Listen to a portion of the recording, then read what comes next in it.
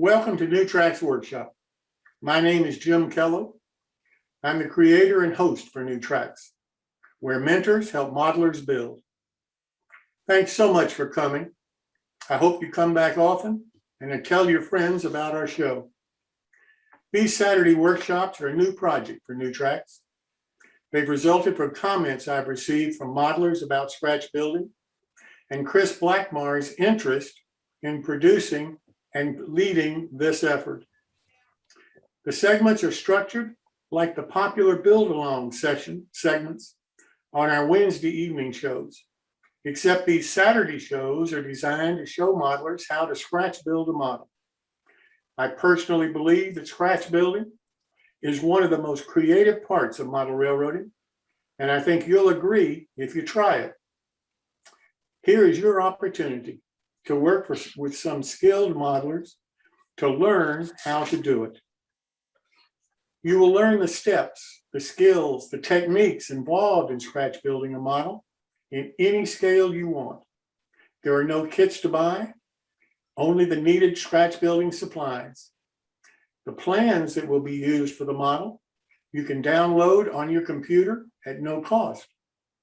The show's moderator, Chris Blackmar, is a very talented and artistic modeler, and he and his guest will guide you through the complete scratch building process, one small step at a time. After all, that's what mentoring is all about. If you're a beginner, I hope you'll join in and experience the thrill of completing a scratch-built model and being able to stand back and say, I built that. If you're a more experienced or advanced modeler, I hope you'll join in and offer your advice and knowledge to less skilled modelers, and even get some fresh ideas yourself. The live shows will, of course, be recorded on our YouTube channel, so you can refer to the information later if you need to. In addition, I hope you'll visit our website, newtracksmodeling.com, and subscribe. You'll need to confirm the email that you received to verify your address. And after that, you'll receive all of the notice of our future shows, as well as the login links to attend. If you would prefer to watch the series on YouTube, you can do that by going to our channel, New Tracks Modeling, ring the bell, and click all. Therefore, you'll get all of the notice for the start of all of our future shows on the channel. If you can spare a little time, I hope you'll consider joining our management team to help us plan and produce any of our future shows. Please contact me at Jim Kello at newtracksmodeling.com, and let's discuss your interest. So welcome to the New Tracks Workshop. I look forward to seeing your finished models and, of course, hearing any suggestions for future shows you may have. Now, here is Chris Blackmar to start your scratch building journey.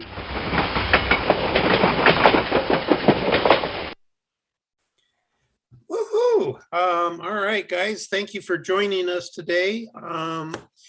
And we're going to kick off the show here with a quick review of a couple of things from the last couple of shows. And then I'm going to go through and ask for a couple of updates from a couple of folks, see what they've been up to. And then today I'm going to try to get into building a warehouse door and coloring the windows and covering a couple of other things. I need to tell you that, quite frankly, I did not get the things done on the modeling perspective from last week that I had anticipated. I'm just going to say that I'm a cancer survivor, and I have some issues occasionally with post-surgery issues that prevent me from modeling. And last week I ran into that for a substantial part of the week. So my modeling bench time was 0.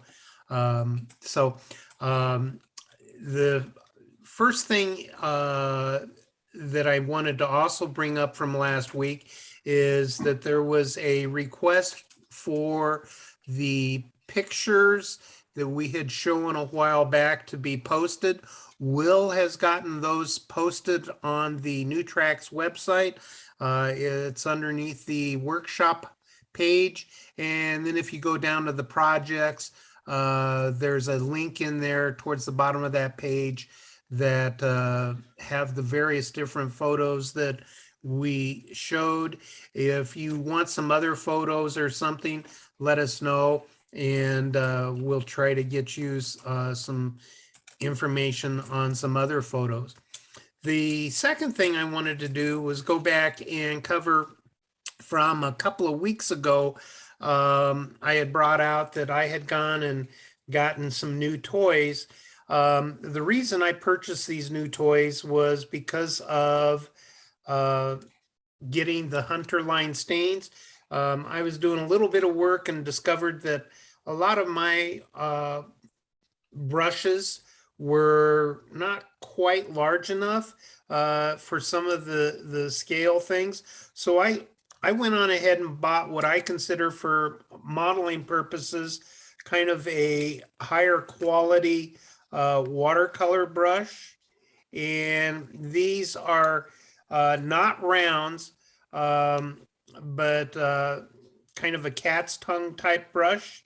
You can see the tail end here. And these are, again, larger brushes.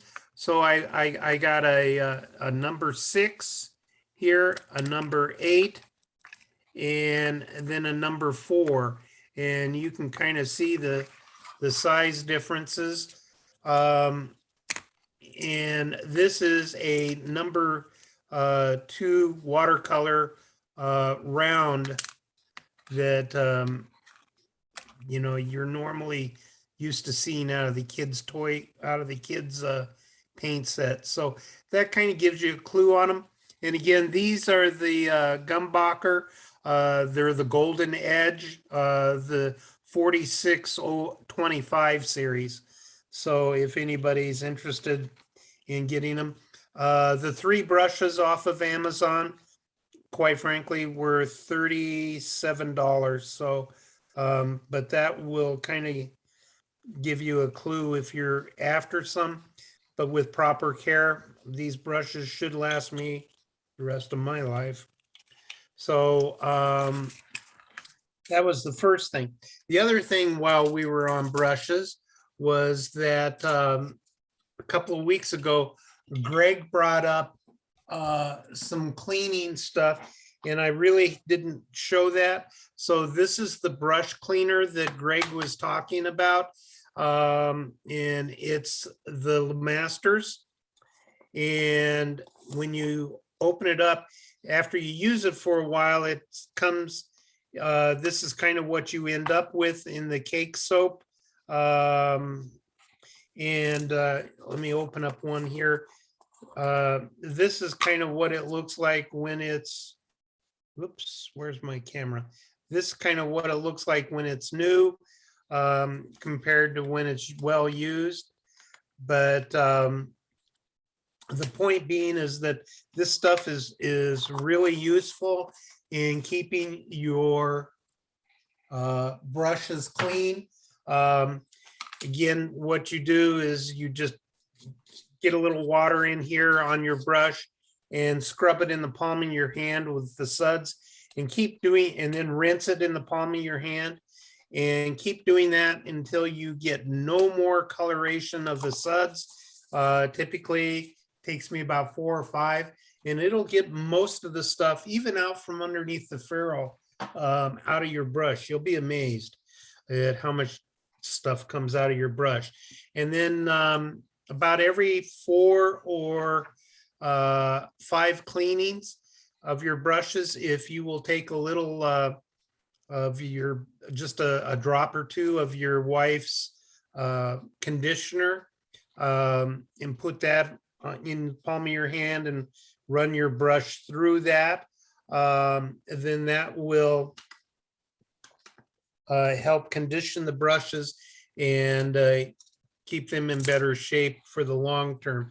Again, that's for the natural brushes, but I do it to my synthetics too. I don't know if it does anything really But anyway, so there's that. The third thing I wanted to bring up was, I don't know how many of you have seen the NMRA magazine for April, but Jack Hamilton in here has a 3 or 4 page article on X-Acto knife handles and kind of the history of them and how they're used. Quite frankly, I have not read the entire article yet, so I can't make a whole lot of comments about it. I've just gleaned the magazine, and through the meds, I couldn't really focus. So, but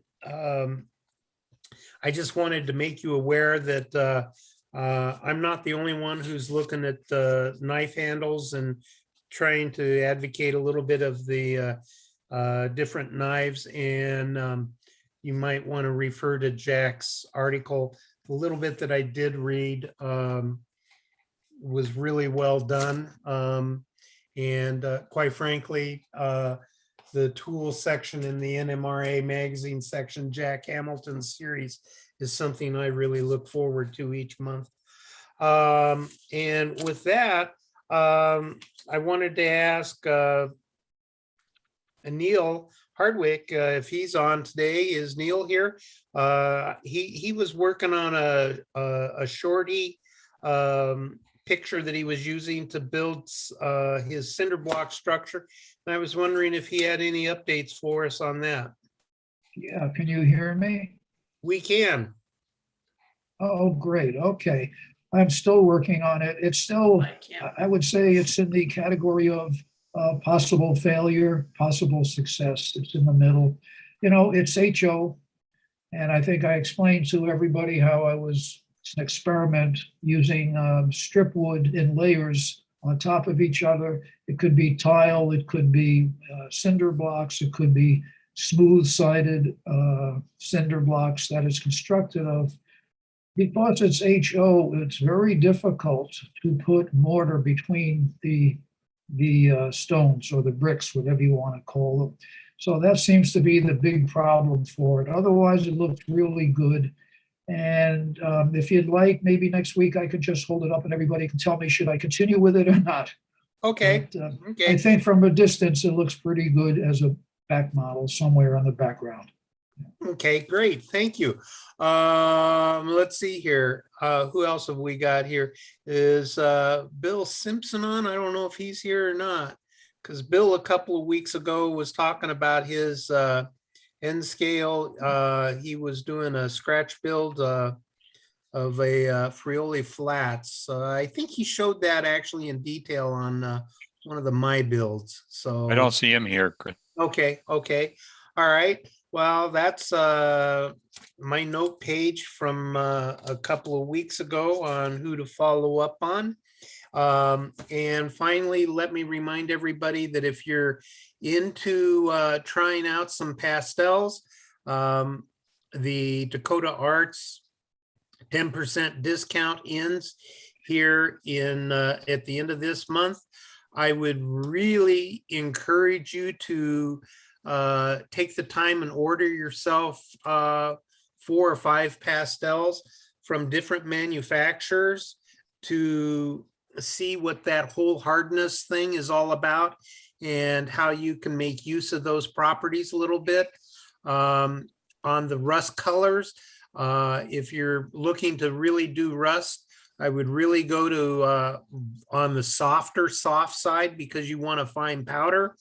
If you're wanting to use some broader colors, swaths, then I would go to a more towards the soft to medium, at the top of the soft towards the medium level, or maybe even a medium. If you're looking for kind of a universal pastel where you can crush and get the dense pigment particles that give you a blotch streaking, a heavy blotch, and then you can get that finer streaking out of it, as well as kind of a broad coloring with some various tones in it.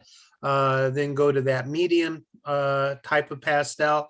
And then if you're kind of interested in some finer accents in colors and things, lead more towards that hard pastel and get a one or two of those hard pastels. If you're looking for some real brilliant colors to kind of play with, again, you might want to look at the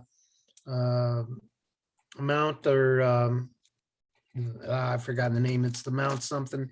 I want to say Mount Vernon, and that's not right. Pastels, or a couple of the others that are noted for being bright colors. But I think it's just an excellent opportunity for you guys to really make use of some of the other pastels and how to use them to your advantage, the properties of the pastels. And it's not something that I can fully show because number one, it's very, very subtle, and it's really only visible to the naked eye or to a really good camera, which I do not use. And number two, until you play with it a little bit, you really don't understand the various things there. And that's why people always ask, well, you know, what kind of pastels do I need? Again, you want to avoid the cheaper student pastels because the colors are not as intense. The pigments are bigger pigment grinds. The binder is a cheaper binder, which may or may not give you a white coating or discoloration. And you may find in trying to mix them that you get some oddball, unexpected results because of some of the things they utilized. So anyway, and so with that, I'm going to move my computer, and I'm going to continue on the pastel rant and rage here for just a moment.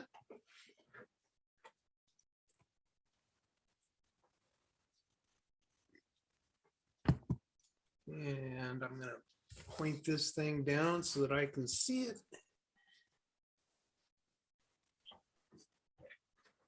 And pull myself back up. All right. And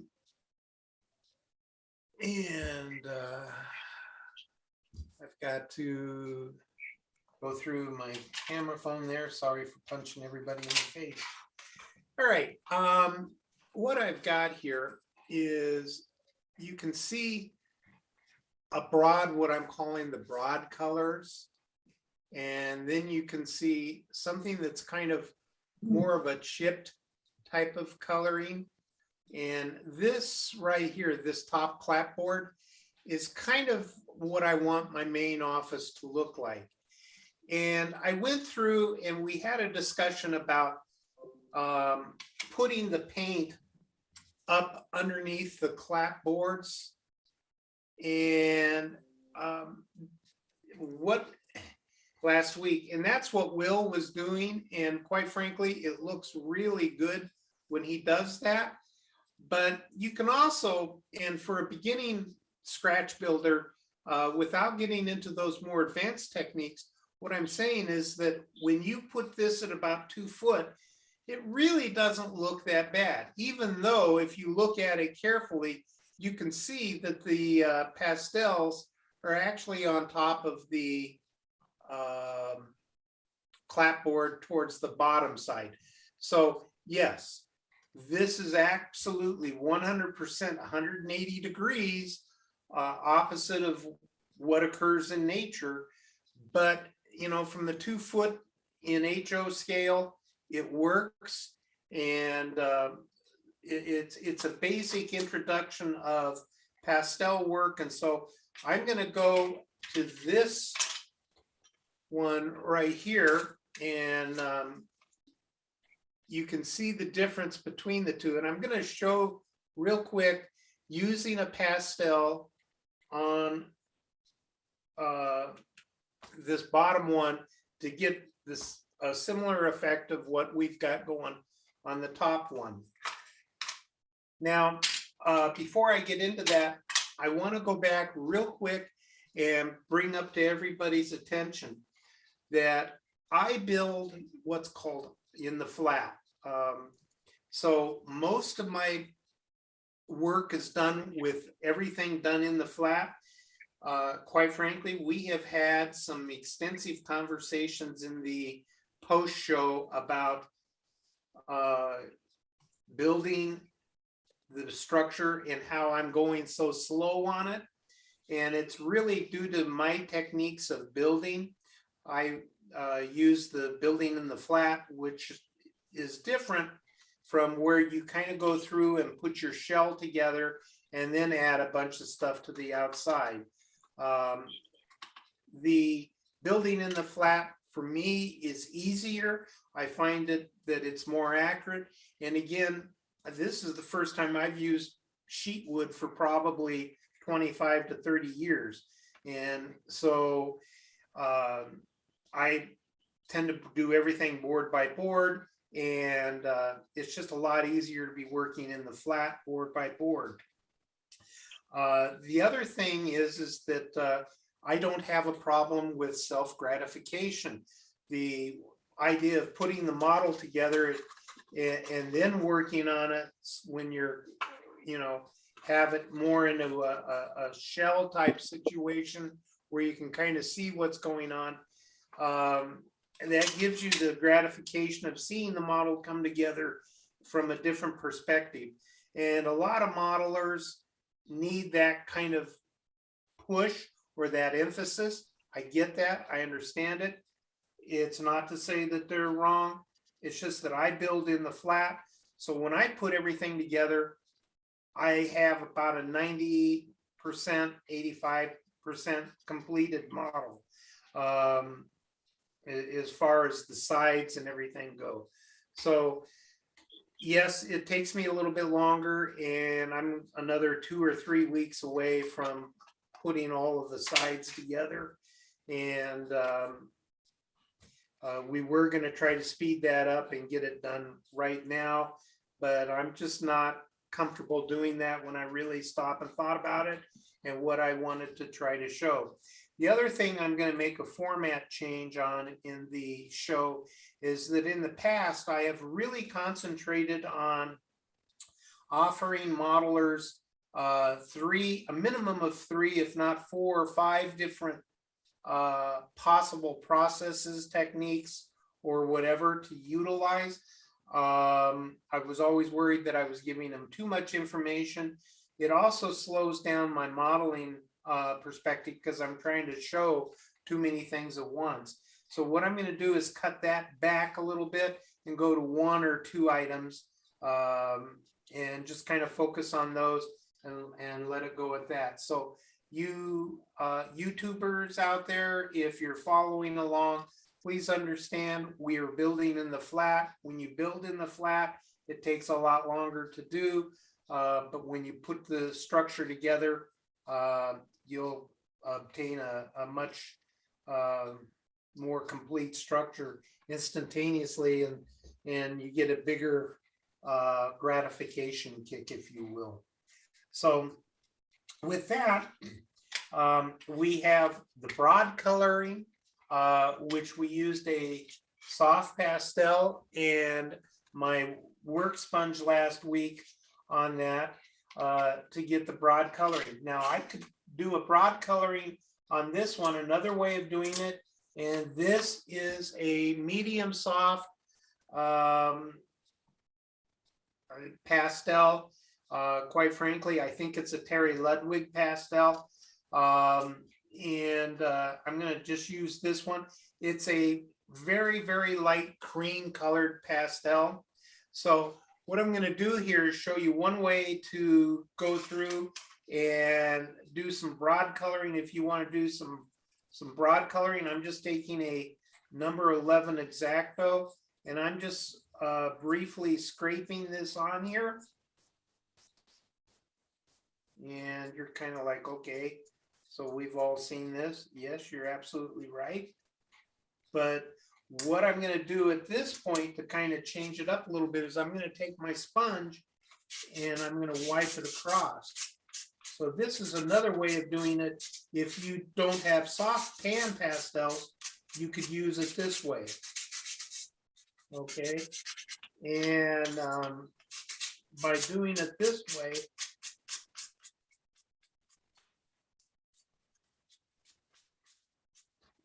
and if I scrape just a little bit more over here,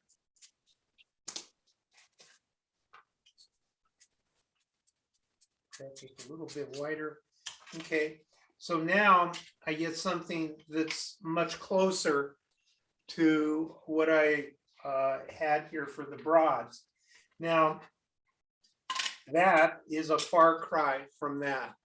So what I'm going to do to kind of get to this one that's kind of the chipped paint is I'm going to get into my alcohol, and this is just some clean alcohol, and I'm going to take a cheap brush. Again, you do not use good brushes with pastels, and I'm just going to kind of go through here and do this real quick. And what I'm doing basically is just spreading that around a little bit, but I'm also leaving some of the pastel up underneath the clapboard where it sticks out. And I'm just flooding this basically. And this is going to give me kind of a little bit different effect. Not much different, but it's going to go back, revert back a little bit to where I was before I started all of this. I'm going to give it just a couple of moments to dry here.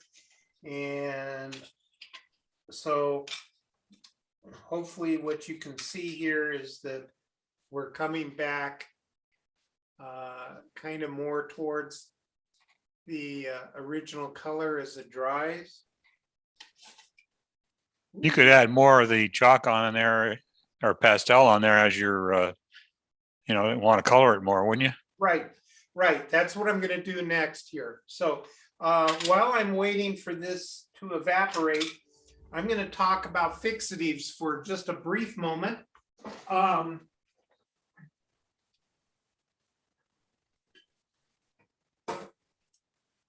Sorry, I had to get up and go get my fixatives for the pastels. I only have X amount of space on my workbench. So one thing that you can utilize if you wanted to use it is a Damar varnish. I don't use this very often, but it is one possibility for a fixative. I do not use the dull coat because those of you that have used the dull coat are very aware of how it kind of like melts the pastel. And there's some tricks to all of that, which we'll talk about in a more advanced type of coloring with pastels and things. But that fixative you can utilize, dull coat can be utilized in other ways to achieve some very unique effects with pastels. But generally be aware that if you apply a dull coat fixative, you're probably gonna lose a little bit of your pastel coloring. Or I shouldn't say a little bit, probably quite a bit, depending on how the pastel was applied and over the surface that it was applied to. Specifically for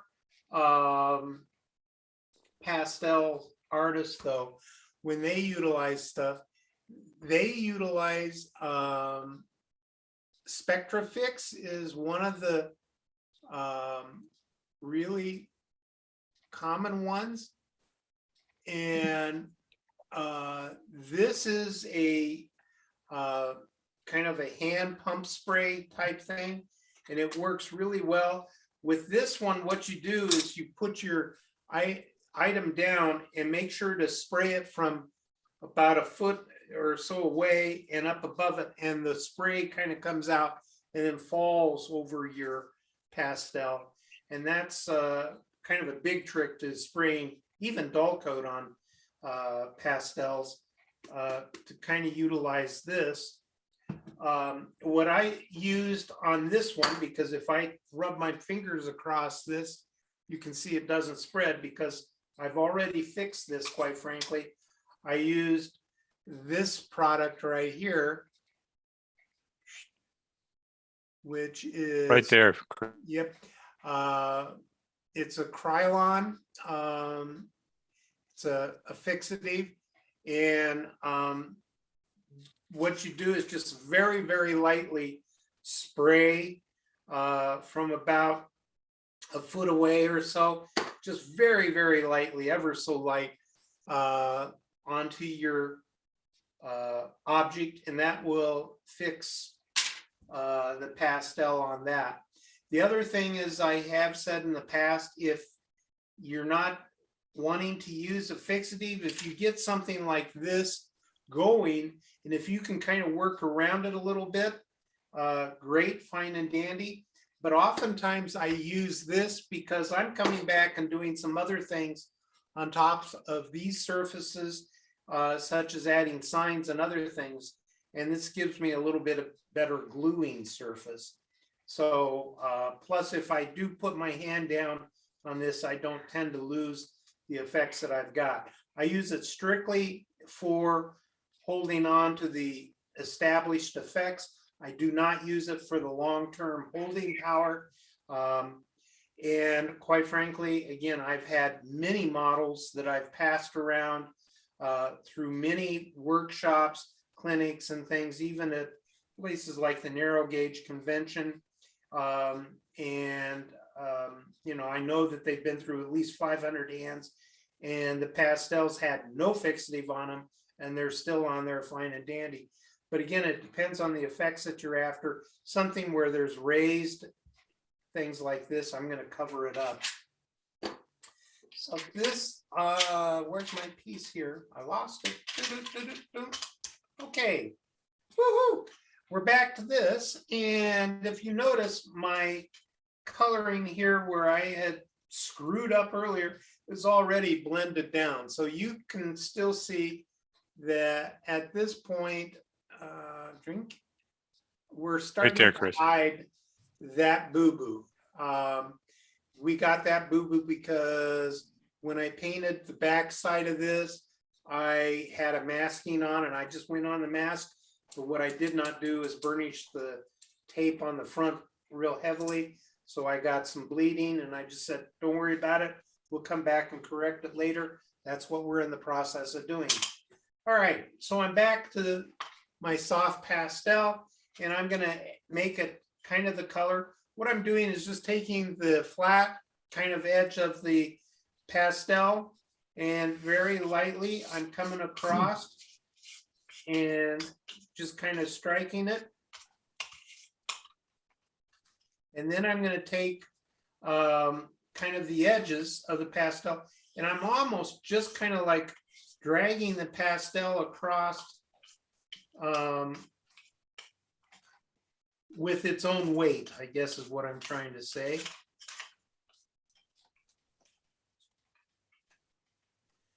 And you kind of get it to the effect that you want.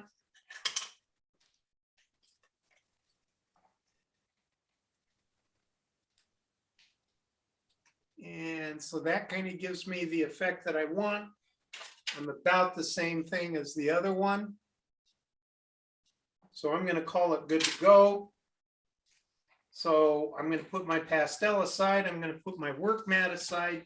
And I'm going to take this puppy. And when I say you spray it real light, I'm going to move my brushes here real quick. I'm not kidding. It's real light.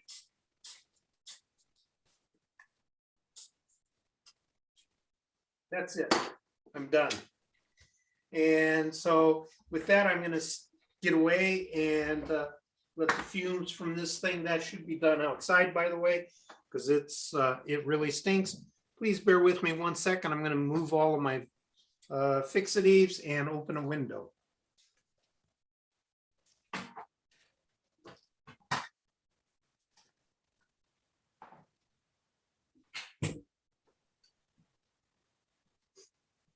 Can you guys hear me?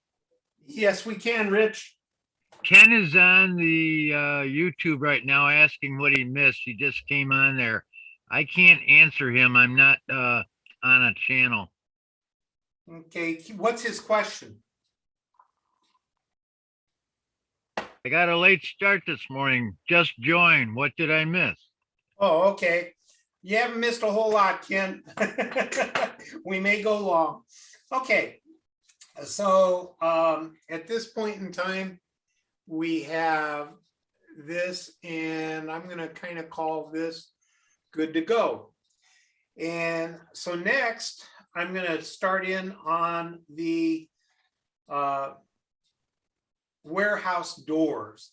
And before I do that, I want to give us a little bit of inspiration on warehouse doors. And I know that Rich provided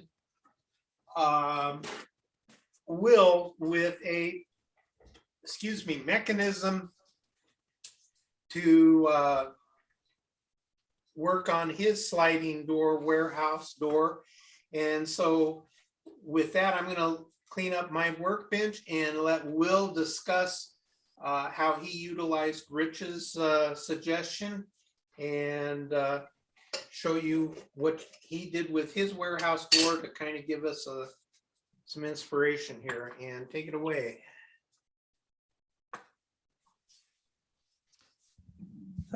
Sure. I guess I can let you see what I've done. What Rich sent me a link to a railroad line forum where he was posting the way he builds his warehouse doors. And basically the warehouse door is board by board.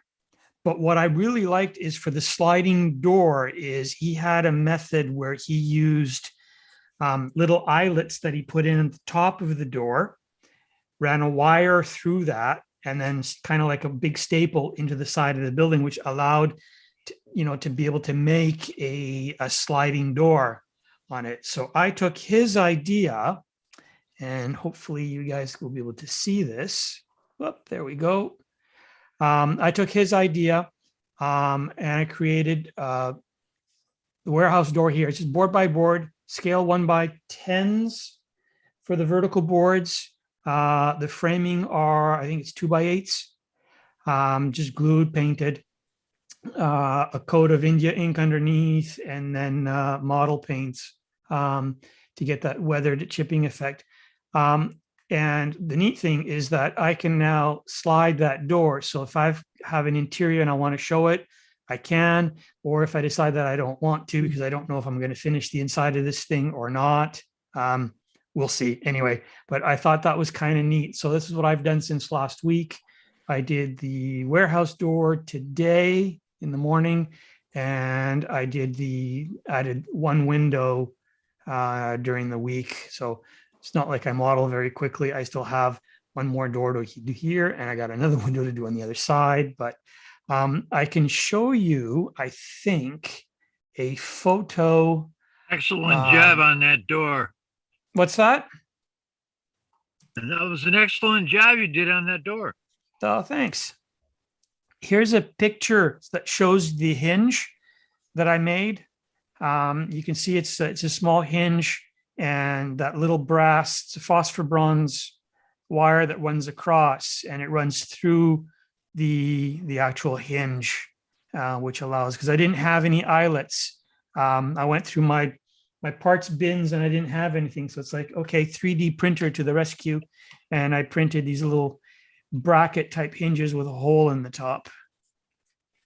And to show you what the actual hinge looks like, I've got Fusion up and running, so I can show you. This is it. This is the hinge. Gives you an idea of what it looks like. So that's from the front, what you would see with the nut bolt built in, and then I just made it a little bit thicker at the top and bored a small hole. It's what I think it's 15 thou wire. So the hole is slightly oversized that the door can slide back and forth. That's it. That's what I've done so far on my ice house and with the warehouse doors. The window, I had originally sized this. I think I mentioned it last week. I had sized it for a Tichy window. But I've done, I tried to do a laser cut, 6/6 double hung. It's not that bad. I think it's workable so that I can make my own custom windows, I guess. Great job. That's it, gentlemen. That's my little 2 bits on what I've done for the door and one window. Great. Great job. Yeah, Yeah, does like- anybody have any questions for Will before we leave that? Yes, I do. I'd like to say something. I like to use the brass eyelets, and when I can't find those on eBay, what I do is Paul Egri gave me the idea to buy lift rings. They also would work because they have a small hole. Now you could bend wire and make your own, but if you don't have a fine, like a tip of an awl to make a small hole to loop your wire around, I found out that Frank Palmer from the railroad lines, can someone highlight my screen and so I could show something I don't have a photo of? You should be able to share screen. Yeah, but I don't have a picture of it. You'd Yeah, have to send it to us in order for us to show it. yeah. Can't you share the screen and try, Will? Oh, Yeah, hang on. you've I'll got- just spotlight you. Yeah, You want to hold it up to the camera? Go for it. That's what I meant. okay. Yeah, hold it up. Frank to the Palmer camera, said if Rich. you can't find eyelets and you don't want to pay $9 for a package of those on eBay or on the internet and then pay an additional $6 or $8 to have them shipped to you, you could go to a fish and bait shop and buy small hooks. And these are size 12. I don't know if you can see those. Yeah, just fishing hooks. Yeah, really small fishing hooks. These are 12s. 14s would be ideal because they have a smaller hole in them. And what do? You just cut the hook off and just use the top part? Right. Pretty good Okay, idea. yeah. And Well, the- those cost me, I got them at I hate to say this. I bought them at Walmart, but they cost $1.70. Okay, great. Well, thank you. That's an outstanding tip. That's worth the price of admission today. Okay, if we'll go back here, I'm gonna go on ahead and start on my siding in my door. Now, one of the things that we will do is I'll ask Will to go on ahead and post that link to the railroad line forums somewhere on our references, so that if you're interested in making operational doors using the method that Will used, you'll have that reference to kind of to utilize. I'm going to go on ahead and start on my siding and siding doors. The first one is this one is going to be on the back side of our inspiration picture. This is going to be on the front side of the inspiration picture. So I'm going to start off with this one. Now, again, the first thing you need to do is determine if you want it on the back side or on the front side. I've decided I'm going to do the front side. So we're just going to go with that. Make sure that your siding is vertical. As I discussed last time, I'm going to have a partially open door. So I'm going to go on ahead and kind of figure out where I'm at here. And real quick, like, I know that it's going to be right about here. So I'm going to go on ahead and make my slice down that and call it good. Double check and see how wide the door is going to be open. If I can live with that, I think I can live with that opening. So let me make that. And what I'm utilizing here is the Scribe, but I'm also using, excuse me, discussed this once before, this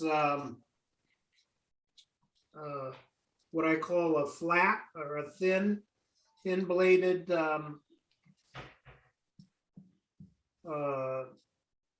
square. And so this one, you can get at Micromart if you're interested in it. Again, I'm not going to show this too many times after this, but you can see the differences between the two in the thicknesses.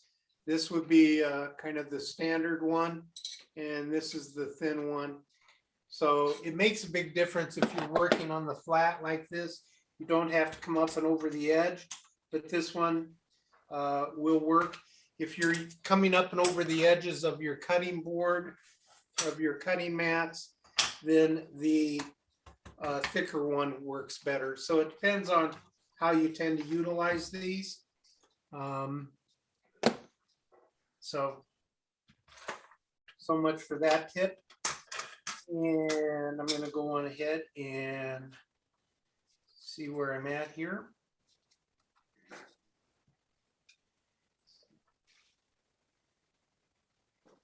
So I've got that going, and now I need to see how high it's going to be. Oh, that's interesting. Haven't had that happen before. Just had a X-Acto knife fall out.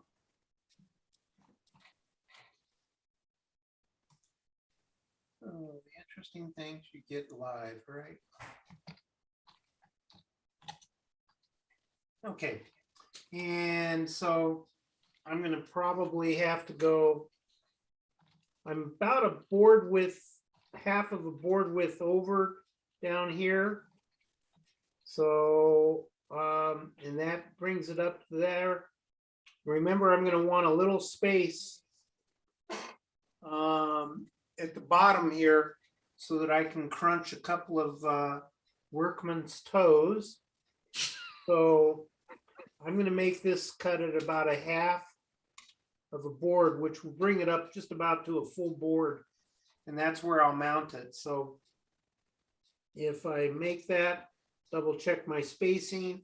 My spacing's okay. I generally use a 3x5 card for, you know, just something to stick in there spacing wise. And I do get a tight fit with a 3x5 thickness of a 3x5 card or a business card. And again, this is right at the clapboard seam, bottom edge. So that's where I want to cut it. So I'm going to use that and I'm going to cut it. While I'm talking about this, anybody else, again, use multiple strokes. Anybody else have thoughts about doing this type of a process? I could have just gone ahead and replaced that X-Acto knife when I had it out. You're doing quite well, Chris. Well, this knife is getting dull. So it's about time to replace the blade. Okay. All right. So at this point, I have my door basically cut out. And when I go to mount it, it's going to be like one up above. And so that's roughly what it's going to look like. So with that, we need to brace the back of it. This is where I told you last week I was going to come through and do all of this. As I mentioned, I did not get it done. So I'm going to use, I was thinking 4x4s, but actually looking at it, I think I'm going to use, is an 8x8 going to work? It's going to be too thick, I think. So I'm going to drop back to a 6x6. And I'm just gonna pull myself out a 6x6 and utilize this puppy.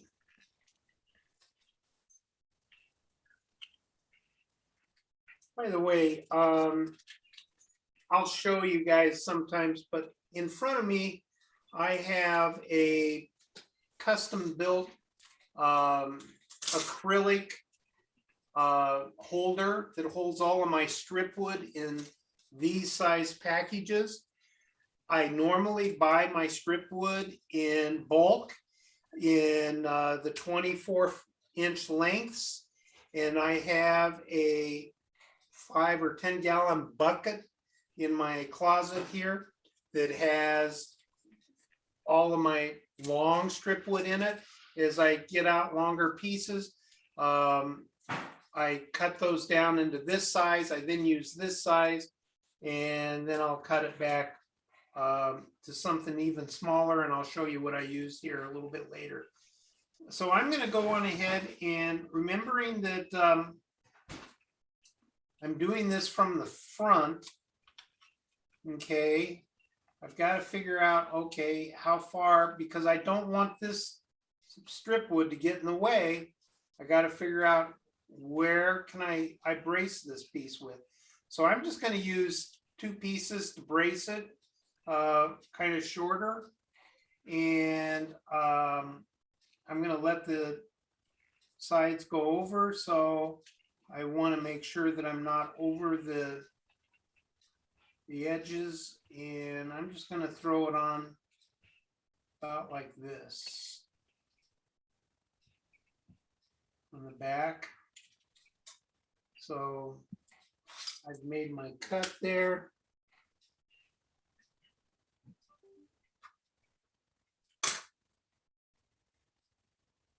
And I've got in front of me a graph paper that's pretty fine. And so I'm using that to cut a reasonably straight line. Whoa. Yeah. Oh, here we go. Yeah. Woo. All right. And now some of this, you know, guys, I need you guys, this is not my, let's watch Chris build. This is a thing to you, for you guys. I want to hear what you guys have to say about some of this stuff. So this is strictly for bracing on the back, Chris? yeah, bracing on the back. And again, You're going to go vertically. yeah, I'm going to go couple vertical, and then I'll put one piece kind of diagonal on it. I over brace because I'm going to flood this puppy with a bunch of stuff. So I'm just going to kind of do it. And again, remember, I've got the other things that I want this thing to fit flat. So I got to make sure that I've got all of my, you know, this bracing is just in the opening for this. So I'm going to. Are you going to slide the door back and forth, Chris? Or are you going to leave Nope, nope, I'm not going fancy on this it? one. This is a. Ask Bill to make you some. Let's remember, guys, this is a beginner's first time scratch built model. So I could do it the easy way. I know. Yeah, it's actually harder to do it this way, I think, than it is to do some of the other stuff. Yeah, so good old Aleene's tacky is all I'm using. And my glue mechanism is I hold my tacky like that. So You're getting a lot of questions on YouTube right now. okay. I use a Altoids tin again as my gluing bin. And what I do is I put it off to the side. And if I scoot this over, you can see how it kind of fits. It just fits over the glass here. I've got a glass piece that this is sitting on. One And person asked you a question, Chris, that says, don't you usually reinforce across the grain and not with the grain? Yes, and one of the things I'm gonna do is come back once I get this kind of space and glued in here a little bit. I'll come in and add the two other things. The other Oh. thing is, don't forget, I'm gonna put a little frame on the flip side of this. Yes. It will help a little bit. So, but, you know, the frame on the other side is more decorative. This is my real thing, but the person is absolutely right. You would normally, this is pretty small. And so I'm not super worried with this over bracing that I'm doing, but I am gonna put one diagonal piece in there to also help. Basically, I'm bracing the middle part and hoping that the thing doesn't wrap around the bracing, is where I'm going with this. So I don't think I'll have any real problems with it. No. And on this, you said that we were getting more than one question? Yes. Why aren't you doing a full door? Well, you answered that one, but I don't think he caught it. Okay, the reason I'm not doing a full door is I was trying to utilize some scrap pieces and they wouldn't reach across the full door. I've got pieces here such as this piece that I could is scrap from my cutting, and I could utilize this piece, but quite frankly, I'm trying to get rid of some of these diagonal pieces from my cutting, and they just aren't long enough because they end up giving me this corner hole. So I'm having to come back and leave the doors partially open to get that piece of the scrap used. It's just using scrap wood, that's all. Trying to make use of my materials. One said you had better looking hands than him. Yeah, well, I'm not a hand model. Wish I was. That'd be some cheap, easy money. Career I didn't partake in. I don't know how many people use the old toothpick method. Something I meant to ask, and maybe if somebody's doing the build alongs, is if Marlene Hunter uses a diluted white glue in her little squeeze bottle or not. I'm just using it straight out of the bottle, and it's kind of thick, and quite frankly, my stuff is older, and so that even makes it a little bit nastier to work with. And It sticks well. yeah, well, it's reasonably tacky, but you know, I'm just trying to kind of clean up my glue edges a little bit here. And They won't see the back that much anyway, will they? No, and I'm just using a machinist square weight. I'm just going to set that on that for a few minutes here. I work on I've got a big glass plate that's, I don't know, 30 inches by 42 inches or something that I work on, and that's sitting over a green cutting mat. And then I use a second glass plate, which is this one here, which is a 12 by 18 inch, this one. And this 12 by 18 is what I actually do most of my building on. But I use that bigger glass plate because it's a flat surface, and you guys cannot see it right now, but I've got a big open space off to my left that I just plop that thing down on, and then I plopped it on top. All right, so that's one door. So now I've got to do the other door while I'm allowing that one to dry. Now I could totally cover it up if I wanted to and make it totally closed, or we'll try this and see if this one works again. And You gonna do it from the back or the front, no, Chris? I'm going to do it from the front, but I'm just trying to see if I can make it work. You got to put a frame around it anyway, so it wouldn't matter if Yeah, it's just yeah. slightly. Yeah.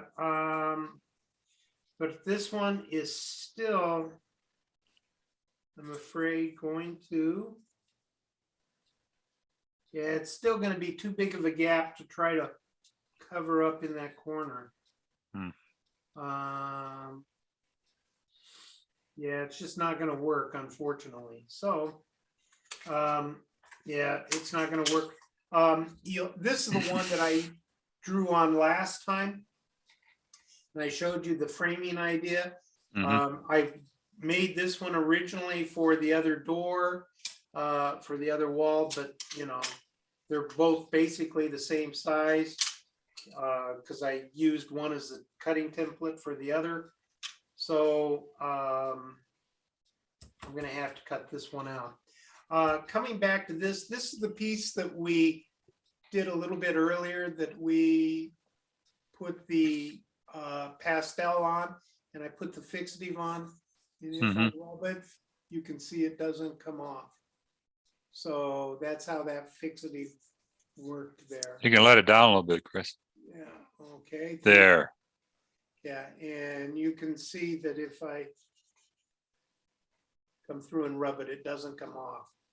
So the advantage is to using a fixative at this stage of the game is that right there.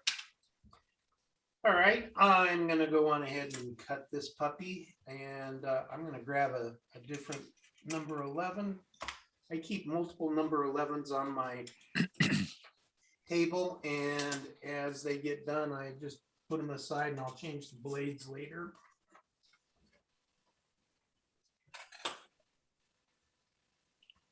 One person on YouTube said that he uses an old micro brush part scraped off of the plastic, and he uses the handle part for his glue instead of a toothpick. An old micro brush. Yeah, you know, the little fuzz on the end of a plastic, it's called a micro brush. Oh, okay. Oh, And he takes- yeah. Takes the fuzz off the end and then uses it, just the plastic. Yeah, I've seen those being used on YouTube a lot, and I've never used them myself. I think it's a good idea. My question back to him on that is, does it work better with a lightly diluted PVA glue, or No, he doesn't. He just full scrapes it strength? off after. Oh, he just scrapes it off. Yeah, it Okay. comes off real easy, he said. Okay, all right. Interesting. Yep. Anybody else use that? You know, Chris, what I use is this. I use the toothpicks like you have. Okay, And when I need a real small piece of a small point or a flatter point, just like you take your 11 blade there and shave it off as if you're whittling, you can flatten it out for more paint, for more glue on the toothpick, or cut it or shave it off again so you can get it to the head of the pin. And that's so I can use the same toothpick, you know, 3 or 4 times by shaving it to different sizes that I'm going to be using. I've done that. yeah, I've done that Yeah. too. I normally in my toothpick bin have both flats and rounds. Right now I've just got it loaded with rounds. But the other thing I'll do when I need that flat thing is I just take the toothpick and kind of break it over my finger, and that gives me that flat angle. Yeah, there you go. That's it. Yeah. And that's kind of what I'll do to utilize it. So you guys all Yeah. know what that's all about. So anyway. And if you get the glue dries on it, you just take another shave off. I mean, yeah, toothpicks are so dirt cheap. I buy them Yeah. by the mega box, you know, and if you go to Amazon, you buy, I think it's 3 or 5, you know, like 1,000 toothpicks in a box, and 3 or 5 boxes, you get them at almost half the cost. And it's yeah. like, okay, I don't like next the 3 I don't like years. the bamboo. I don't like the bamboo ones. They're kind of harder to cut. Yes, they are. I do utilize the bamboo skewer stuff for stick things for some other things, but we'll cover that later. But I absolutely agree with you as far as a gluing tool. You don't need to do that. What I wanted to tell you guys is I went through and I made a real tiny notch right here at this point, just so that I can kind of see where I'm at on the flip side. And because I'm trying to cut this thing right on the board, and the nearest board is going to be ching ching ching chink is going to be this one right here. So now I know which board I'm doing. Okay, so there's my cut mark up the board where the scribing is, and now I'll come through and do my cut. All right. How about some of the other folks? What do you guys do? There's got to be other techniques to building these. Well, doors. Chris, if I can just one thing when as far as blades go and number 11s or whatever, and putting in a new blade and always keeping a sharp blade. I do a lot of woodworking with hand chisels. And when you're working with hand tools and chisels, and even in the kitchen with knives, I always have when I'm working with my chisels, I always have my sharpening stones handy, not too far away from the workbench.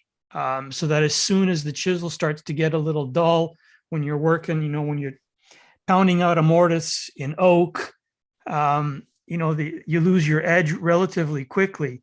But if you've got your strop or you've got your stones handy, well, it takes like 10 seconds to quickly run your chisel over the stones and you get a brand new edge. And with my number 11s, I kind of automatically started doing the same thing because I've got sanding sticks and little sanding sponges always on my bench. So as soon as I find that my number 11 gets a little dull and doesn't cut as well, it's just like I take a 400 or a 500 grit sanding stick and just quickly 4 or 5 times on one side, 4 or 5 times on the other side, boom, done. The thing is sharp as like it was a brand new. And I find it has nothing to do with being cheap because blades are not very expensive. And I bought, a box of them.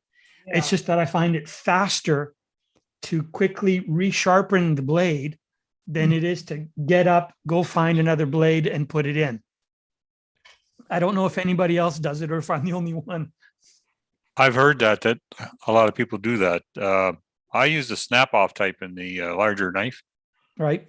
Yeah, you put the blades inside and you just slide it ahead and break off the end and you got another sharp blade. Yeah, I use the, resharpen an 11 once in a while as needed. But if it gets too dull, well, it's time for a new one. Yeah. Yeah, after a while, you just can't keep going. Put a new one. But I find that, if I'm going to cut, like I was doing windows earlier in the week and cutting the acetate, it's like even before I went to cut the acetate, I just automatically grabbed a sanding stick, went 3-4 times on one side, 3-4-5 times on the other side. And, oh, there we go. Just light pressure on the acetate, didn't tear it. It just sliced right through. Your blades would last forever. Yep. And quite frankly, I just screwed up on my cut. Bear with me one moment. What'd you do? I'll show you here in just a second.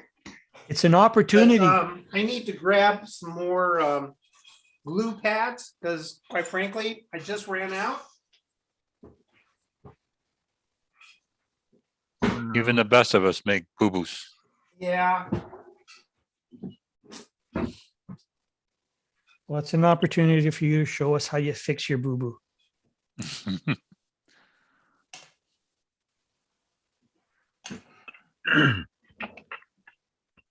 Do you guys hear me? Yes, we can, Wolf. No, it's You Rich. can, Rich. Rich, I mean, I yeah.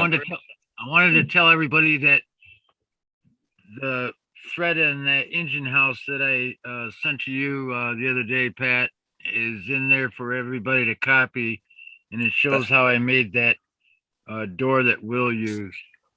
That's a great pictures they had there. I saw them. Okay. Thanks, Rich. What I did here is if you guys have old business cards, they work really well in the top of a pen. They actually, a lot of the sizes actually kind of catch the corners and you squeeze them down into it. And they will lift a little bit in the center, but they stay down. So when you dip your toothpick into the glue, the whole card does not come out. So if Good idea. If you've got a bunch of old business cards you want to get rid of, that's what I do with my old ones that I had from the days that I was doing the 9 to 5. I've used Post-its to do the same thing. Yes, Post-its are excellent. It's just that I've got like 5 or 6 boxes of old business cards that I'm trying to pull off. So, you know, I can get rid of them that way. Plus, the other thing is, I'll tell you about this.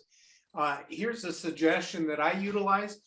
If I come up on something that I want to do or remember for later on, I will mark it down on the back of a business card, and then I'll bury it like 5, maybe 8 business cards down. And that way, as I'm pulling off the business cards, that reminder comes back up that I needed to do X, Y, Z on this model, or whatever it is that I'm putting. For several years, the bottom one I had was less is more.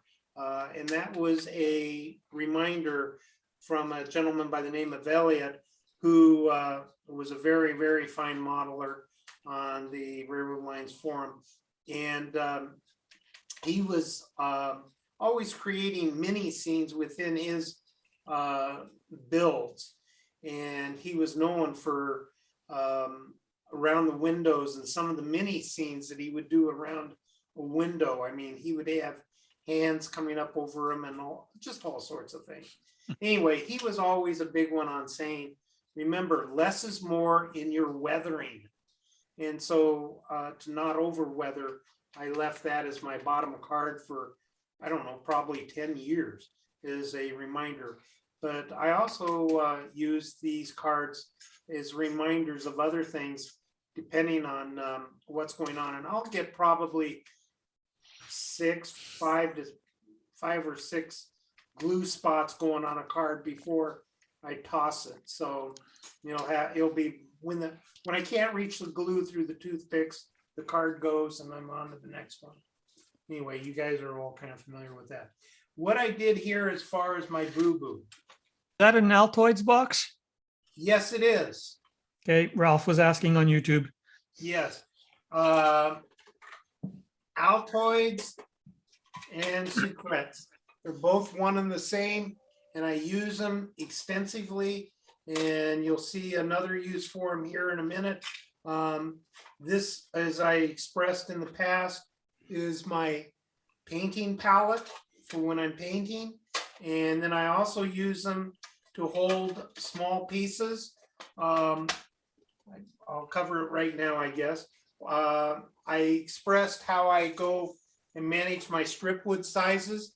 So when I get down to an Altoid box length, it's like, okay, it's hard to reach in and pull out a piece of strip wood when it's just the Altoid length, because, you know, this piece is what, 3-4 boxes long.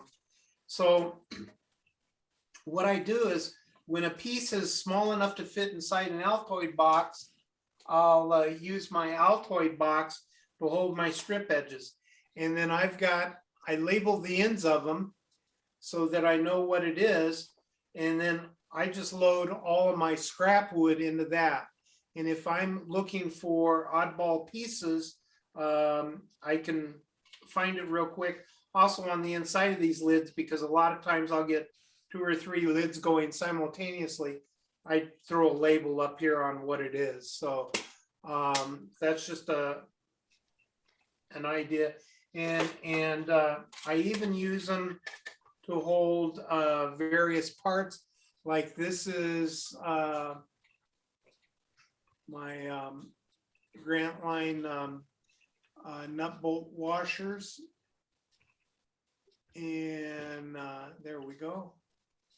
And Good idea, Chris. you can see kind of how I I do that. Yep. And then what I do is I've got them just inside here. These I have coated with a little bit of rust colored pastel. I just throw it in there, and as I cut them off, they come lightly pre-colored. So, and then the way I store all of these puppies, bear with me 1 second.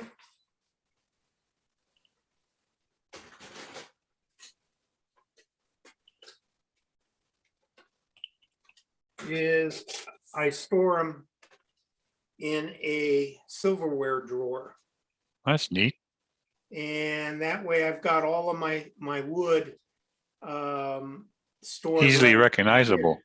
here. Yeah, and so you guys can kind of see, and then that's basically how I do my storage on wood. So You must like those peppermints. yeah, the story behind the peppermints, how I managed to get, and I've got another 200-300 peppermint cartridges, probably for about a year and a half or so.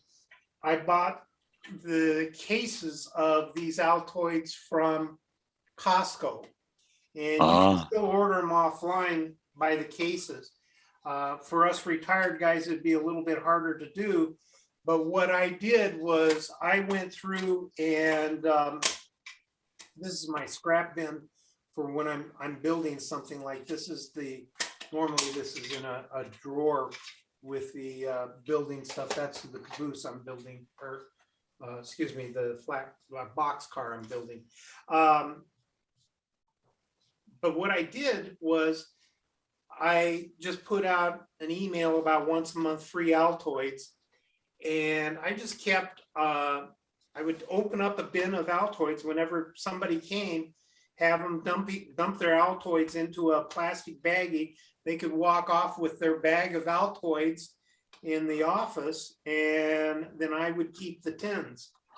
And so my office, I'm sure I gave a few cavities out to some people, but you know, my office, everybody had a mint smelling breath for quite a while, and you would be surprised how many people really like the cinnamon flavored ones.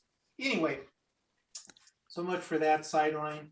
But yes, if you wanted to get rid of a bunch of Altoids, Easter and things like that are good ways to get rid of them. So You cut your door the same size as the opening, didn't you? Real close. You got it.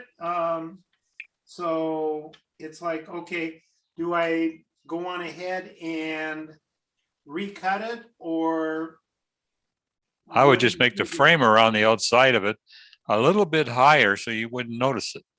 That's one way to fix it, because it's got to fit there, and it looks like I'm about 3/4 of a clapboard off.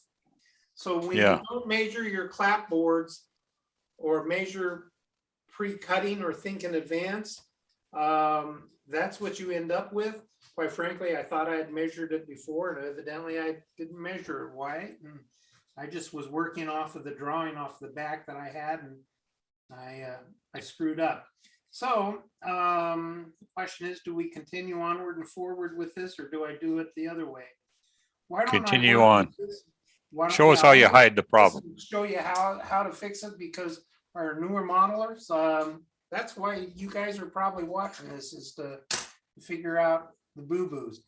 Because again, big things between outstanding modelers and other modelers don't really get is the guys that build a lot of models. We all make boo-boos all the time. It's just how do we go about hiding them? You could go back to your other door, Chris, and just finish that one. Yeah, well, that's what I'm going to end up doing here.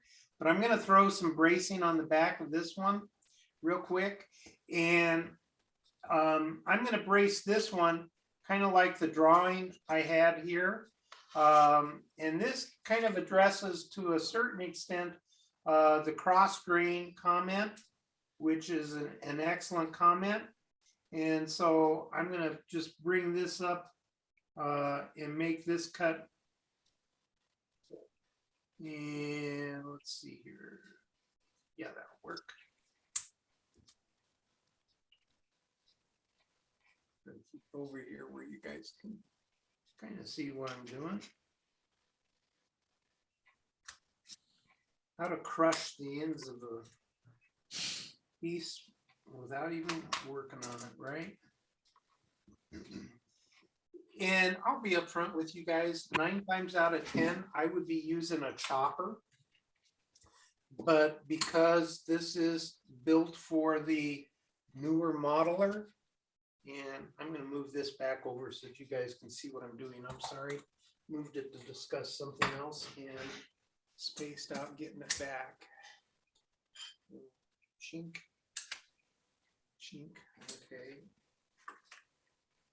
So you guys can kind of see, you guys know that this is just my toothpick bit, so you can see the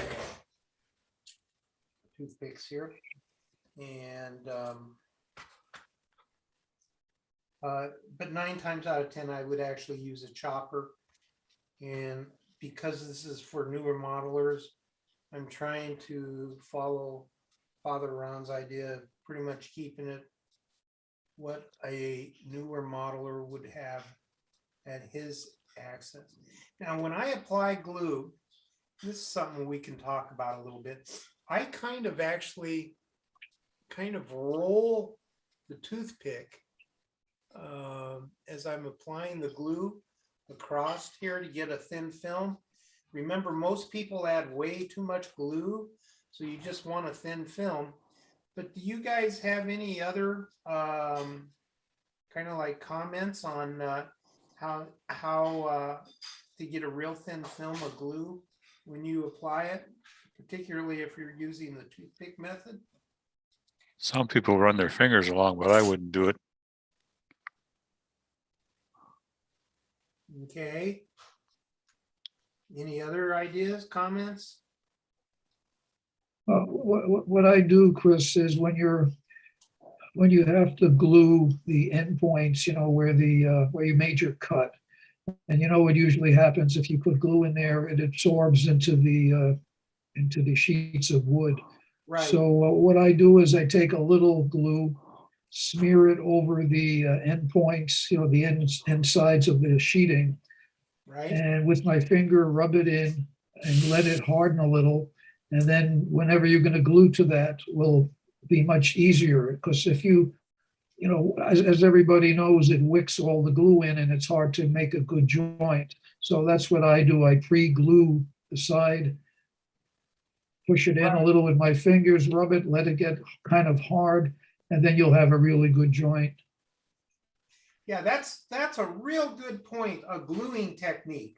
If I can explore that a little bit more as I'm doing this. The point here being is that the ends of your wood, basically, the end of it, when you put glue on it, because it's on the end, it absorbs the moisture very quickly, and more quickly than a face would. So it ends up drying out more than the other part of the glue or the other part of the joint. You need to move your workpiece to the right, Chris. Okay. We can't see you. There we go. Okay, sorry. No problem. Okay, no, that's great, Pat. Thank you for keeping me honest. So the point being here is that if you will come in and put a little bit of glue, a little dab of glue on that end and let it soak in the glue, the moisture, and then come back and re-glue that in, or that butt joint or whatever you're doing there with that in, you will get a much better glue joint than if you just apply glue on the end of it and slap the thing together to get a butt joint. And that's a real gluing technique.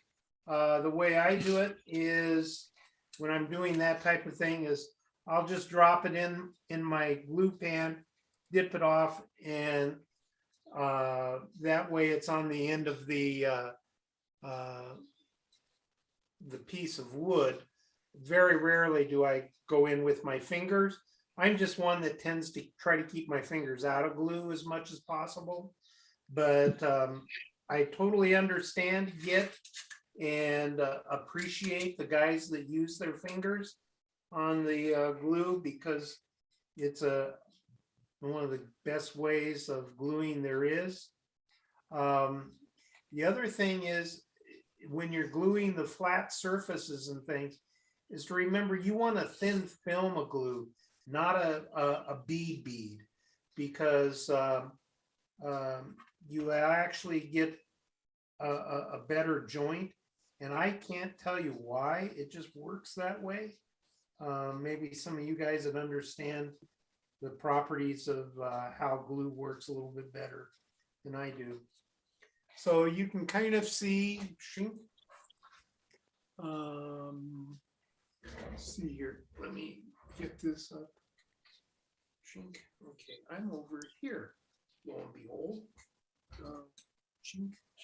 You're okay, Chris. Okay, I'm just trying to kind of get it so that you guys can see it. But as you can see, I've kind of got a 29-cent Z brace going. Nothing fancy. That goes off to the side, and I'm going to cover that puppy up, and that brings us back to this puppy. Okay, and now I need to add just a couple of little pieces real quick. I think I'm just going to do a 29-cent Z in here too. Call it good. Again, this is just 29-cent bracing, so we'll just kind of collar as it is and let it go.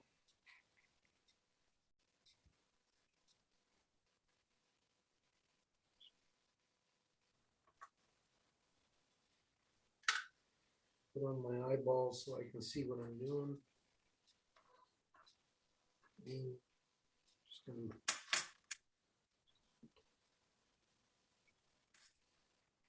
make a 29-cent thing there.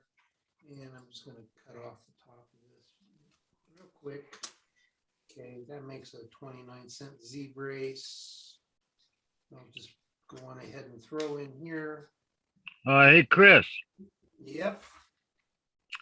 Ralph Ranziti on YouTube says, add a strip to the top edge, then add trim to the cover strip.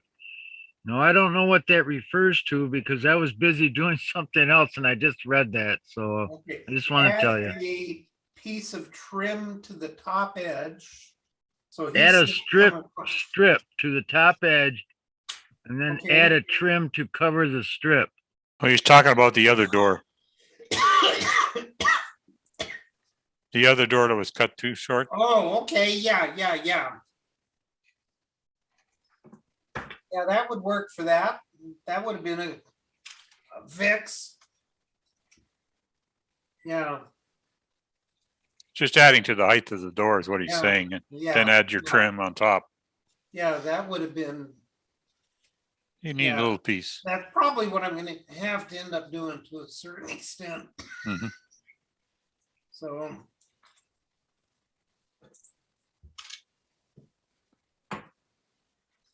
Boy, Ralph, I need to get you on the. Yeah, I was just thinking that you should be on here.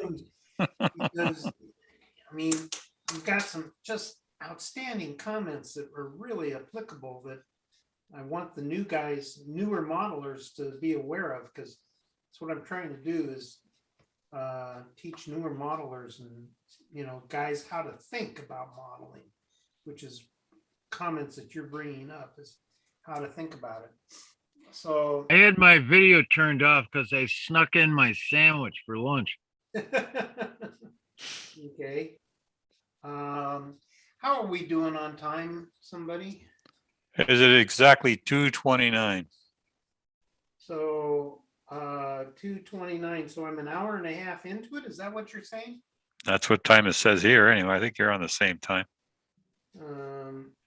Actually, I'm on Arizona time, so it's, Oh, I don't know what time because I don't have a clock in front of me.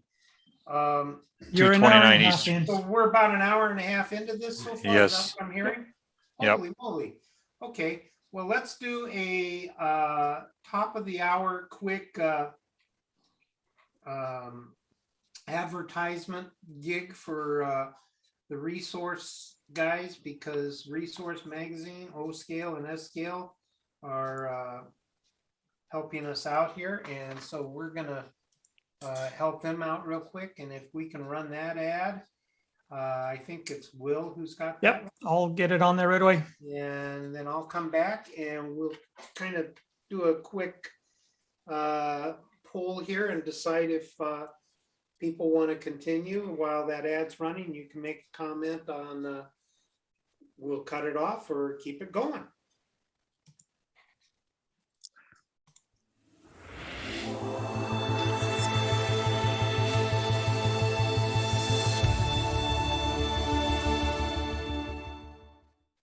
Welcome to the world of scale, O and S railroading. We are your resource for all O and S scale modeling. Both our magazines are advertiser supported and free to read online, download as a PDF, or even print. All advertisers are hot linked to their website, so if you see something you like, just click.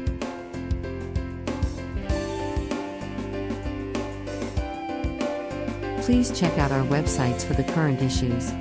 All back issues available free for the O Scale Resource and the S Scale Resource magazines. And, if you are a manufacturer, distributor, or retail establishment, please contact us through our website for advertising opportunities. Okay, did anybody respond with keep going or cut her short? what do you mean? Keep going. With the modeling today, or since we're at about an hour and a half, should we start wrapping it up? What Maybe we have a lot of questions we don't have answered yet. Okay, well, are there questions? Let's run through those real quick. I have one on the chalks. I would suggest using a piece of coarse sandpaper to make a finer powder. Would that work? Yes, it does work. I do not utilize sandpaper on chalks to grind them. The reason being is that I have found that usually I get some little tidbits of the grit from the sandpaper in the chalk. Yeah, that's a point I never thought of. And so if I'm doing something where I'm doing some texturing where I want the texture, then yeah, I might reach for some sandpaper. I do actually have sandpaper in my chalks, but usually I tend to avoid it, and I'll scrape them and then press it depending on what I'm after. The other thing I try to utilize is the properties of the chalks. I know that I have an advantage over most people because of my wife being a pastel artist. So I've got a huge selection of pastels to work with. But I tend to work with the softer, medium soft grade, if you will. I'm in the high end of the softer on that chart presented by Dakota Arts. And quite frankly, I use a lot of Terry Ludwig. And it's just because I lived about 20 minutes from Terry Ludwig's shop, and I was all the time going over there, and I could sit and pick their brains on the chalks, how they put together pastels, the colors, and a bunch of other properties of the chalks to try to utilize them. So I understand their chalks much more than I understand, say, the other manufacturers' chalks. And that's one reason I tend to use them, but anyway. But yeah, good comment there. I don't know if I addressed the question or not through that whole dissertation. Yes, you did, Chris.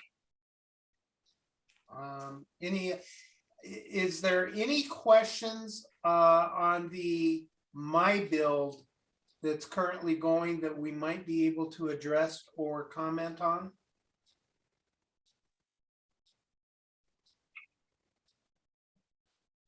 I will say that on the my build section that's currently going with the bridge being done by Hunterline, I'm going to be using a number 4 watercolor brush to apply. I know this isn't the right color, but I'm going to be using that to apply my stain, my base stains. And on my base stain on this one, I'm going to utilize the blue gray, which Marine is using, but I'll be applying it with my new brush. So just as an FYI, she used a smaller watercolor brush. I'm going to go big boy. That's about my only thoughts so far on that issue. Any other comments? Okay, I guess if I can get some feedback from people, should we continue on with the build today, or should we wrap it up for today and come back on coloring the thing next week? Coloring and adding the frame around the exterior. I don't know if you guys are getting tired of this or not. Everybody's so quiet today. Go ahead and start doing more if you want, Chris. Okay. Well, then if we're going to continue on, when we come up to about the 2-hour time frame, let me know and I'll wrap it up. So we'll only go about 2 hours and 15 minutes. Okay. So and the next step for me, normally I'd allow this to dry about 24 hours or so. Remember, there's a difference between cure dry and tack dry, but I'm going to go through and paint the back. And again, I'm using on the back side of my stuff just cheap acrylics. And come on, where are you at, Jink? Just a neutral gray, cheap acrylic on this one. I do not like cheap acrylics again, but I will use them. And if you've got one of those oscillating vibrator deals, great way to mix up the paint. You don't have to beat the heel of your hand to death. I wish I hadn't given mine away. Yeah, Michael Mark is charging $169 for one of those things. Yeah, you can buy them cheaper than that, but they are, if you are really into finishing and stuff, they're really worth it in my book. I don't know. I made a boo-boo when I gave mine away. That's all I'll say. So I'm going to make this a little bit here, and I need a paper towel. All I'm doing is adding some coloring to the back side. And again, when you paint it, you always want to come off of the edges this way, so that you're coming off of the edges, and that way you won't get it on the face. And just for grins, to make it a little bit easier here, I'm going to grab my handy dandy. Get your paintbrush wet first and then go for it. And I'm going to use this paint kind of full strength. And again, don't get paint up on the furrow of the brush. You only need to go about 2/3 of the way up the brush. You guys all know the standard painting techniques, but just to go over it for the newer folks, if you haven't gotten it. And And what I'm doing here, a trick is I'm kind of rolling the brush as I'm pulling it up the edge there. And that'll get the paint into the seam here. Oops, just went over the edge showing that. So that wasn't good. And if you get too much paint on your brush, always knock it off.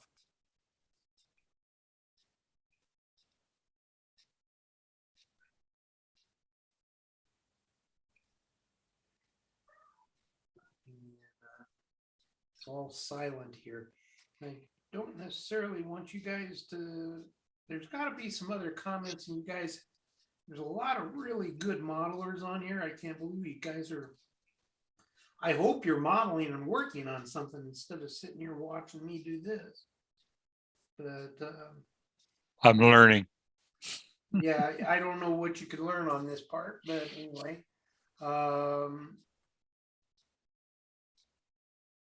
I see a new fellow on here.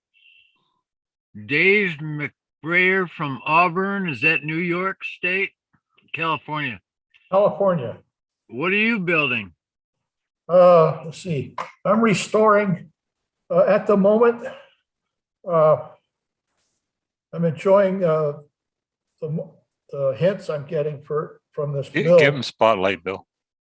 Yeah, to build some kits I have already, some of which I've started. What Yeah. kits are they? Can we ask real quick? Okay, they are actually rail car kits. Okay. And some of them were originally built and need to be disassembled or rekitted, if you will, to build them properly. And that's what I'm doing. Okay. Okay. Some of them are wood, some of them are plastic. Yeah, that was going to be my next question. What was the medium that they were built in? Yeah, your wood's probably going to come to get off easier than your plastic. That's for sure. Yeah, because that plastic is probably bonded.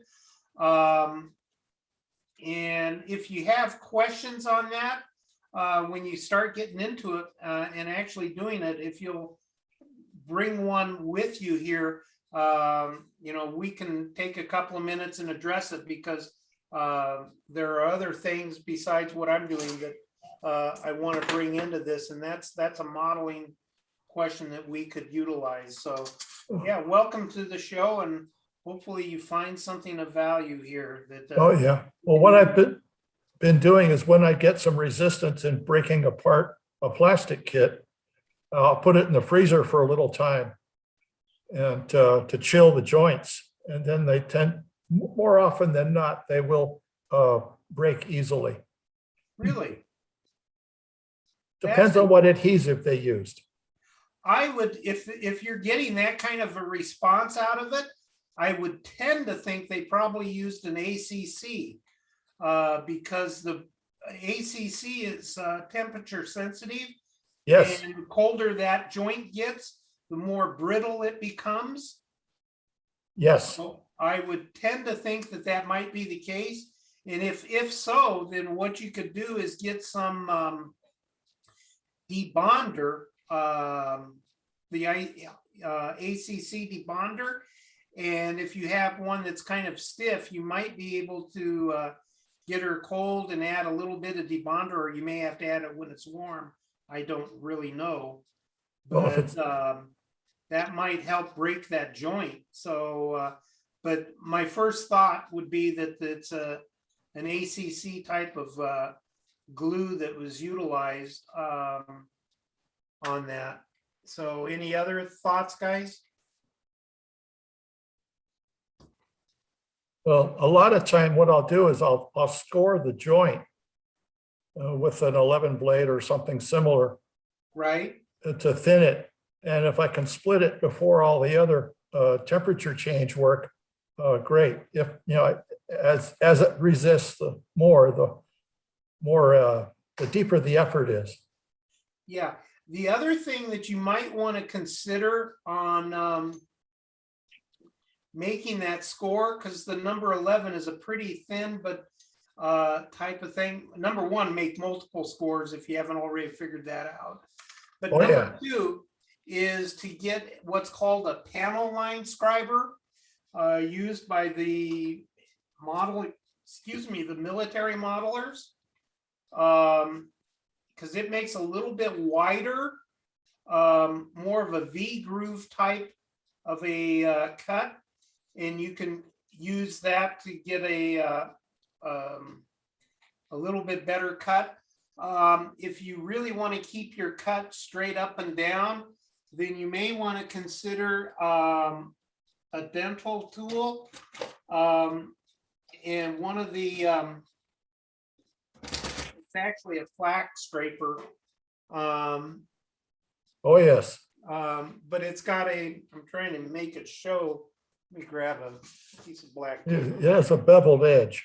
Yeah. Where am I at? You're doing fine, right there. We go. There you go. Yeah, it's got a very sharp edge. But it's the thing is that it's sharpened so that this leading edge here is going to cut, and it kind of will widen out a little bit at the back. And then by holding this, depending on your angle, you're going to get different angles on it. So you need to make sure to brace it and hold it so that it's, very perpendicular when you score. But that blade may work better for you too, than just a straight number 11. Yeah, I have a couple of those in the kit. I'll have to dig them out and try it.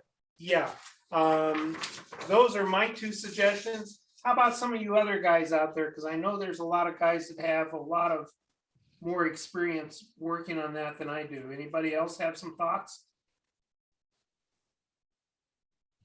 Byrne, I'm surprised Byrne hasn't popped up with something here. About Clayton, you're awfully quiet, and Kirk Butcher, and how about John Garrity's here too? I'll speak up. Yeah. Hey, Chris, another tool that, the last one you told about the military modelers using, ask your dentist for some of the older tools when he throws them out.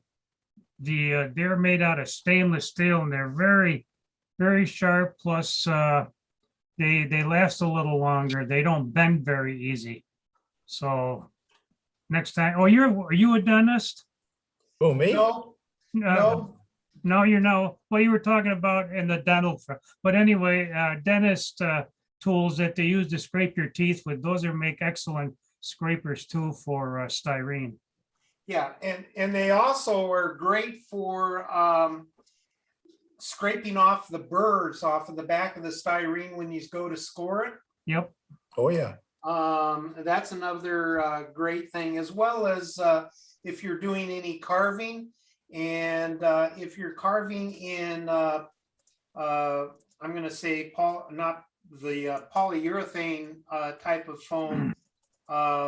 They are outstanding at that too. Although I will be upfront with that, in my foam clinics, I've had many a dentist, I've had 3 of them, comment that they prefer a toothpick or a bamboo skewer. That's where I use the bamboo skewers, over their own dental tools, which those guys live with, for carving and foam, because they find that the toothpick and the bamboo skewers are actually easier to work with. So anyway, okay, so I've got these things painted here, and as you can see, the fronts, no mess, no fuss. So warping, I got a little bit of warping on this puppy, so I'm going to throw him underneath a weight for a little bit. The other one's okay, good to go. And so that brings me down to the next step. I'm going to put away my 6x6 here. Bear with me 1 second. I lost my sheet here. It's right here in front of me. That's why I can't find it. Hate it when those snakes pop up. Okay. And all right. So now I've got my framing on this thing. question is, I guess before I start, do I use some wood that's already been colored? And do I want to make it a different color up on the door, or do I just want to go with what I've got? If you're going to go a different color on your framing, now's the time to make that decision and color your strip grid appropriately. I think I'm just going to go with a slightly used frame look and just use something that's kind of along the same color. This is the 2x4 that we stained last week.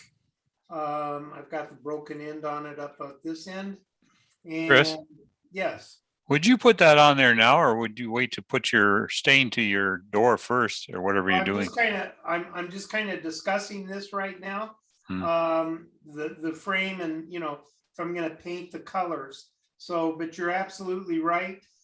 If I'm going to add the coloring and stuff, my base staining, now's the time to do the base staining. But the first decision is the framing. What color is my framing going to be? So I'm going to go with the basic white and keep with that theme. If you were going to go red, green, or a yellow or something else, now's the time to color that part of the frame. And what you can do is go on ahead and get your weathering mix ready. Weathering mix, I'm using driftwood. Woo-hoo. You guys have seen that. You guys have seen this. This is just my medicine cup from last week. I'm going to throw in my a bit of driftwood. And for those that remember, I forgot to ask Maureen what type of glue they use on the lid caps on the inside. I did notice that hers came off like mine do too. So it's a known thing to them. All right, I threw a bunch of that in there, and I'm going to just lightly dilute it with a bit of alcohol. So I got to find my alcohol here and my eyeball dropper, and I'm just going to put in a squirt. So I don't know, it's 10 to 1, something like that. Again, I'm not into measurements, and you'll find that it won't take you very long to figure out how to work all of this stuff. I'm going to use a smaller brush with this.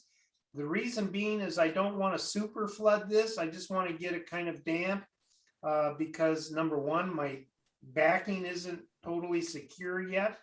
And number two, I don't want it to warp. I'm trying to minimize any warping. So let me grab a paper towel again.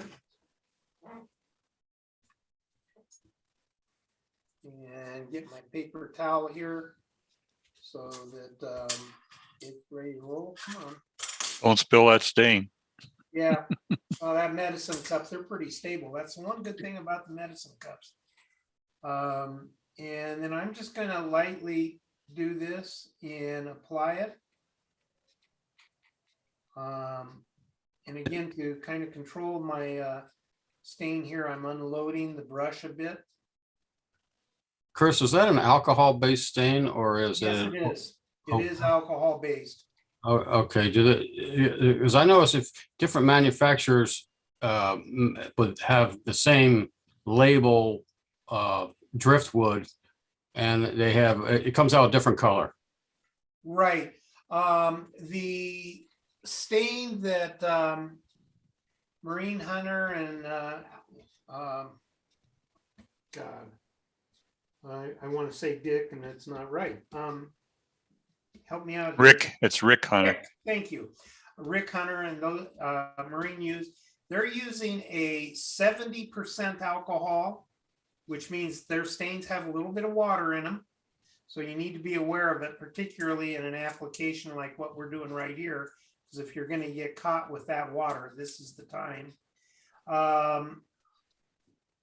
And they are using a lot of the free ring, I believe. I don't know this is a fact, but I believe they're using a lot of the free ring dyes. That I know that they are using a leather dye. Um,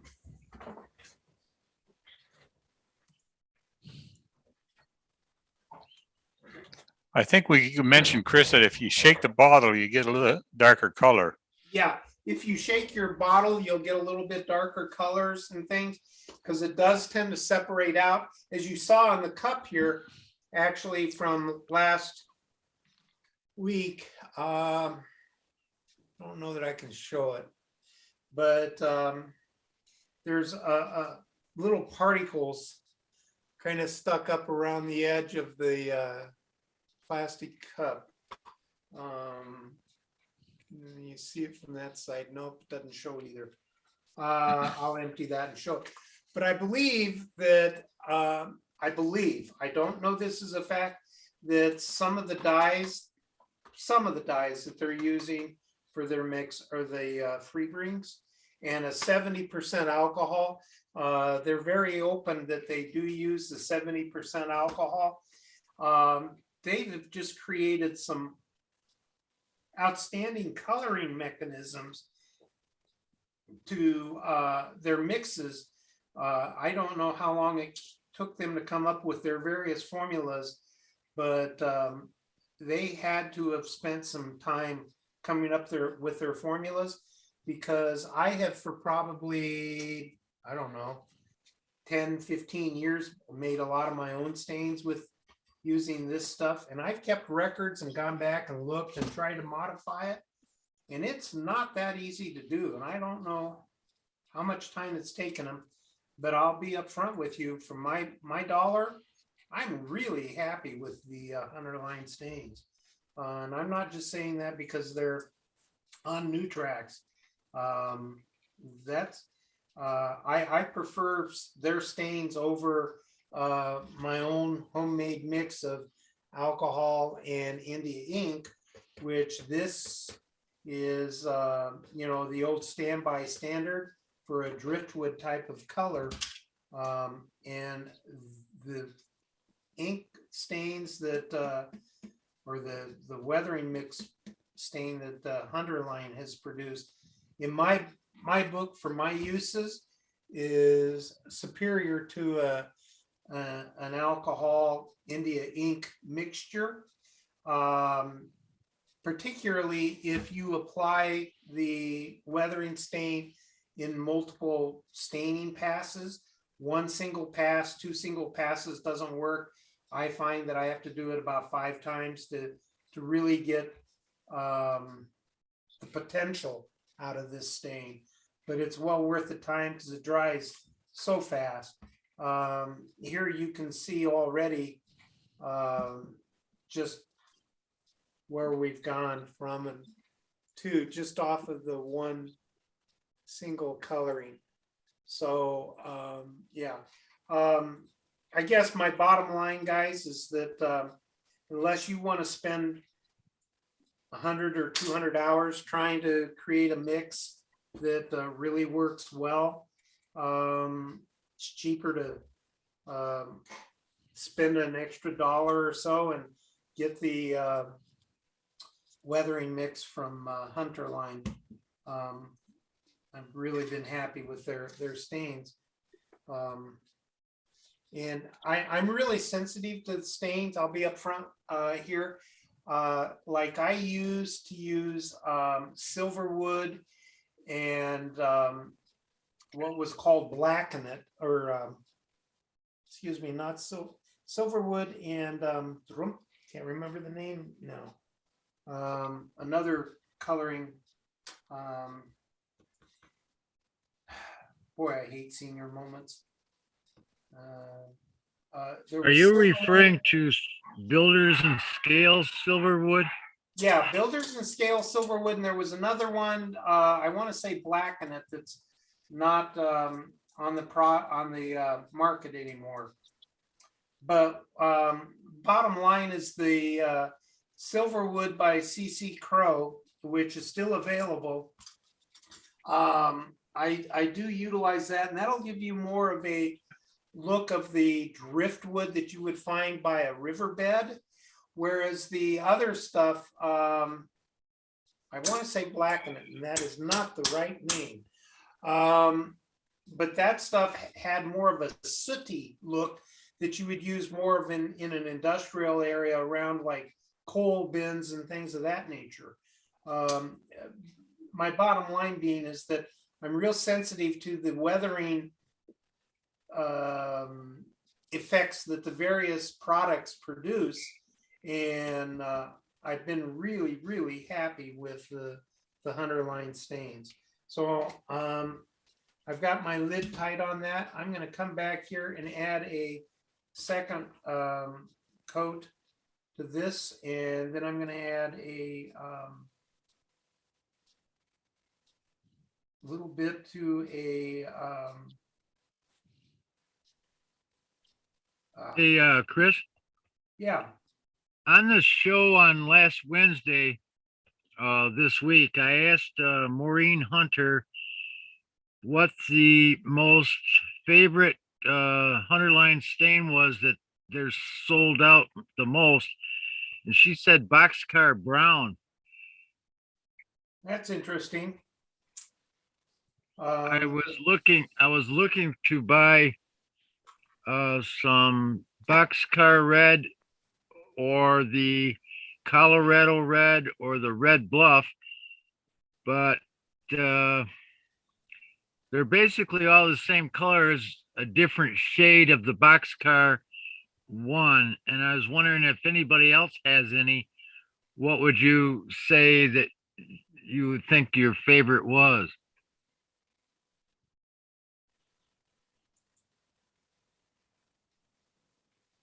I will say for myself, almost all of my wood starts out with a gray or a blue gray or a brown gray, which for a base coloring, virtually everything I do starts off that way. So for me, I would say my favorite colors are the driftwood type of color or the blue gray to start off with. After that, I tend to go to the earth colors, such as the yellow ochre or the sienna ranges. And that's where you get into your reds, is with the siennas. So that's what I would personally use. How about some of the other folks out there? Come on, guys. I know you guys are outstanding modelers out there. You guys are just being quiet on me again today. I've used some of the pens that have the mix in them, different colors. I forget what they call them. They're like an artist pen. And it's like a felt end on it, two different sizes. On each end, there's a different size felt pen part of it. And I would use some of those on some of the wood that I have built some buildings on. I mean, like Spectrum Nor? Something of that nature. It's already mixed and it's inside the pen, and they're black colored, the plastic pen. I forget what the name of them is. I'm not in the train room right now. Yeah, you're not allowed senior moments. But they worked pretty good. It's just that they run out very quickly if you start using them on a model that's pretty large, especially in O scale. So that's where Rick and Maureen Hunter's stains work out better. Okay. Chris, what I've been using now, usually I never tried it on the sheets, but with the strip wood, or I built a gantry crane in one of my dioramas, so we're talking about something pretty thick. But what I use is watercolor pencils, and put it on with water. And I remember watching last week, so I do a stains with that.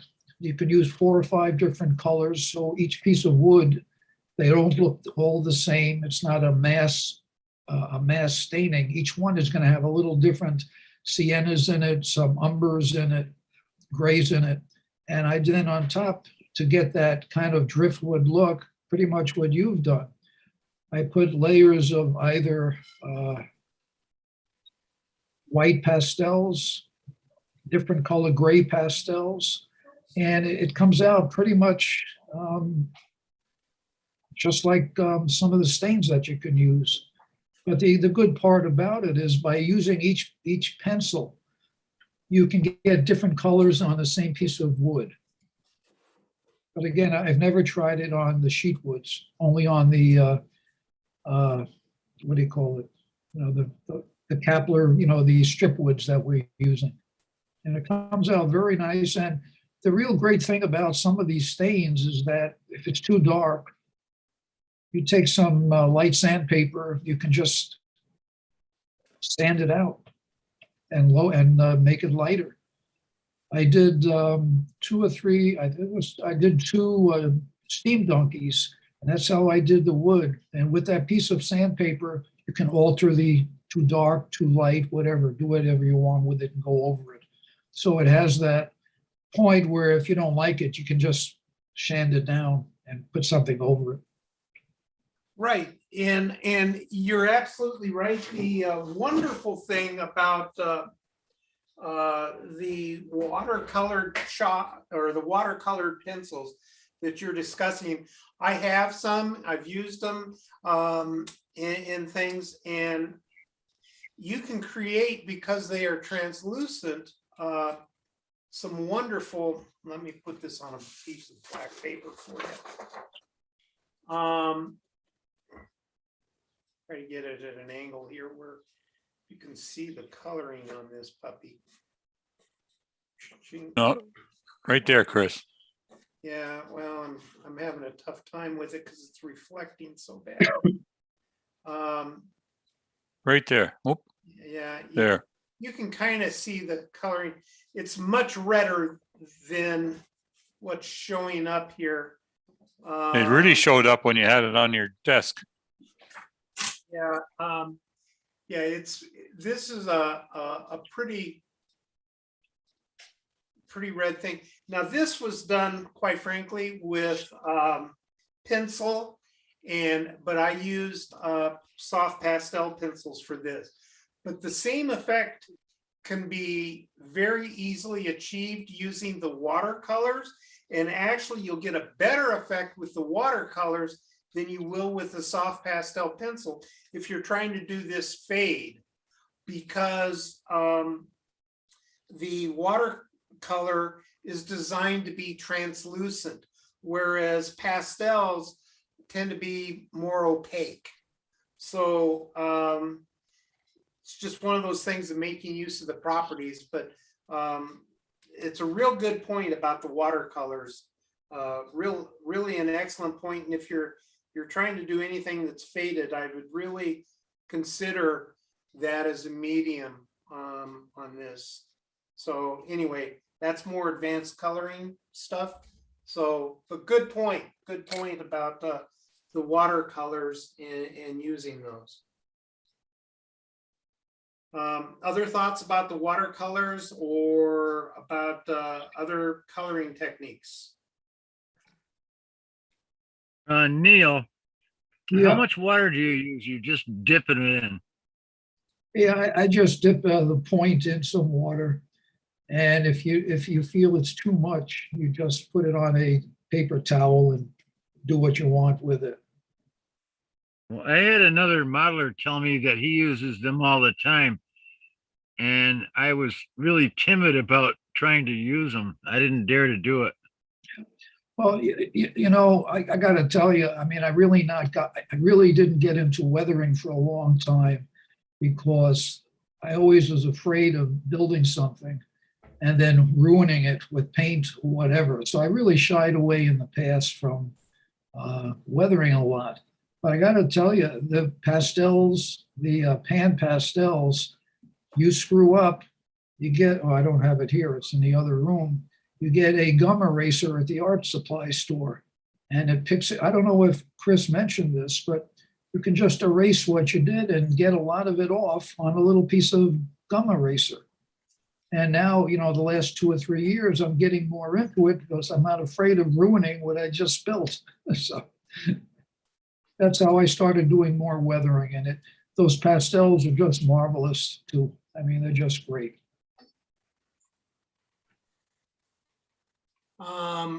Did we totally lose my phone? Yes, you did, Chris. Okay, because I just plugged her back in. I thought I had it plugged in and apparently I yanked the plug someplace. Just now noticed it. So let me kick it back off here real quick. Bear with me one moment here, guys. I'm sorry. That was my bad.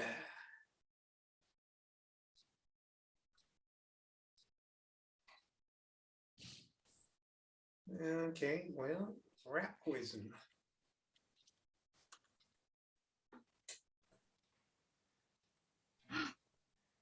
Too many things to watch. That's Let me just- electronics. Let me just add something while we got a break. Again, to respond to your question about the watercolor pencils, if you feel you've put too much on, just take another brush with water on it and go over it. And it'll meld in with the other colors. So it's not really a big issue. I've never had a problem with it.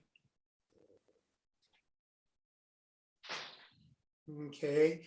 Yeah, the thing that I was going to bring up here was in the watercolors, if you're really interested in experimenting with watercolors and you're finding that the translucence of watercolors are not giving you the coverage or the opaqueness that you desire, to switch to what's called a gouache in a watercolor, and I was going to kind of show you some of that. But gouache is basically a opaque watercolor. Remember, watercolors are traditionally very translucent, and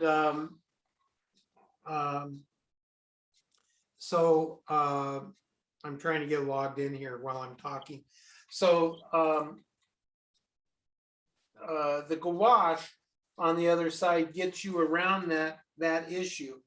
And so like a lamp black gouache is really good to use around things like coal bins or things of that nature, because it will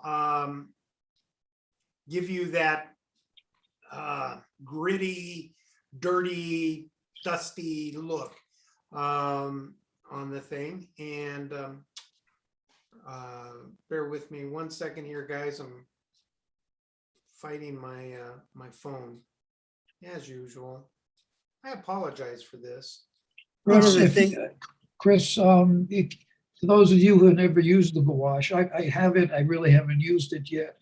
But if you go to some of the big craft stores, like I don't know, all over, I guess they're all over the country. What's the name of the store? You know, they have sewing things. They have all kinds of crafts.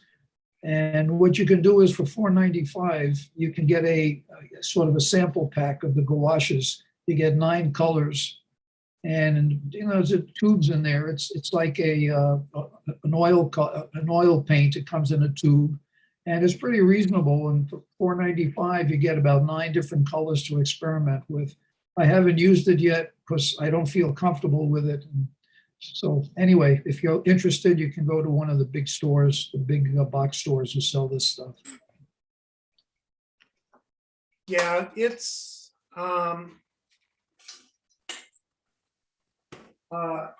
you can get gouaches just about anywhere, and you can get them in smaller jars, which is what I kind of wanted to show.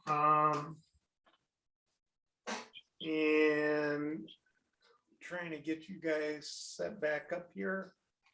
Where are my buttons? Phone.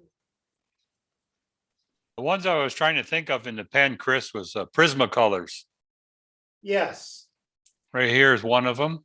I don't know if you can see it very well.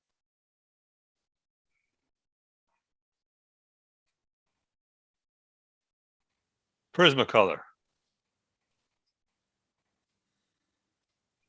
Can you see that all right, Rich? Yes. It's upside down, but it works. Yeah, the Prismacolors. And the nice thing about those Prismacolors, and we'll talk about them a little bit later, is that you can also use them on styrene and stuff pretty Yes. effectively. And the other one I use, Chris, is you see that? The Rembrandt, yes, that's Bombay. acrylic ink. Yeah. Yep. And that's the Bombay, but yeah, that's a PH Martin product. Yes. And those are really interesting to play with. The thing about the Bombay stuff, PH Martin's things, they've got a series of watercolors that can be utilized, and they're called monochromatic watercolors, and they're really, really effective in coloring. The problem is that they're not light fast. And so after a few years, you'll get some fading out of those. But PH Martin makes those. And if you're doing a contest quality model that you don't care if it lasts forever and ever, and you really want to get some brilliant colors in a translucent type of situation, like in that fading thing, if you really wanted a bright red, I would look at the PH Martin's watercolors to utilize in that. And I was just kind of looking to see if I had them handy here. See if I got one handy real quick. Your phone's working again. Yeah. I got a functional. Here we go. I got a question from Ken on the YouTube. Uh-huh. He wants to know if wood-based color depends on location. He's thinking of modeling the Northwest Oregon along the Columbia River. And then his next sentence was Douglas fir predominates. And do you get it at Hobby Lobby? Yeah, there's I'm very familiar with what he's talking about. I used to live up in that area for 20 plus years. That's one of the things that I happen to model. Rich, I put up multiple different formulas to stains and things that have been lost. I don't know if you can find those on the Railroad Forum, specifically for coloring the natural colors of that. But the Douglas fir, if you will get some pictures of that, and because it's that it's just got a unique hue to it. I'll just put it that way. I would use, I'm trying to recall what my formulas were, but I believe I used a Liquitex ink. Yeah, I've seen that. I believe that's what I used in those. If not, you could utilize some PH Martin. I can't see on my screen. Yeah, there we go. I find PH Martin is a very concentrated color too. Yeah, it is. But this is that monochrome watercolor that I was talking about. Another good one, it's made by Noodler's Ink. And I pulled out a bad Noodler's ink bottle, but Noodler's ink. Noodler's Ink, believe it or not, guys, big hint for today, big tip. Noodler's Ink website. Go visit them and look at his inks and consider their inks, because Noodler's Ink is I've never heard of that one. Yeah. they've got a wide variety of inks, And they come in both waterproof and non-waterproof. And he's got some acrylic inks, but his inks are all for drafting and for fountain pen type things, but they work wonderfully in our applications. I've gone through in the past 3 years, probably 1.5 bottles of what's called the pecan. I use it an awful lot, the pecan, and that's what I used to dilute it out with alcohol, and that's what I used until I discovered the Hunter line stains. So that's one thing to look at. Another thing that you can utilize and think about is, and we've discussed this a little bit in the past, is the acrylic inks. And that's a whole animal unto itself, kind of like soft pastels. And we'll talk about that at some point. But coming back to what we were originally discussing here, the watercolor gouaches, you know, you can get them in a lamp black Right there. type of thing like this one. I'm trying to get it so that you No, you're okay, Chris. can see that. This is a Winsor Newton gouache. Or you can get it in this is That's a good. Molly Renner gouache. But the reason I'm bringing this up is that if you go and look at my suggestions for colors, I have on there that you want to use different types of grays. And so you can get warm grays. Come here. That's it. Whoop. Warm grays over the other grays, cool grays, warm grays in gouaches. And here's a so all three of these colors are grays. One's a warm, one's I don't know if you can see the colors there in these bands, but all three of them are grays.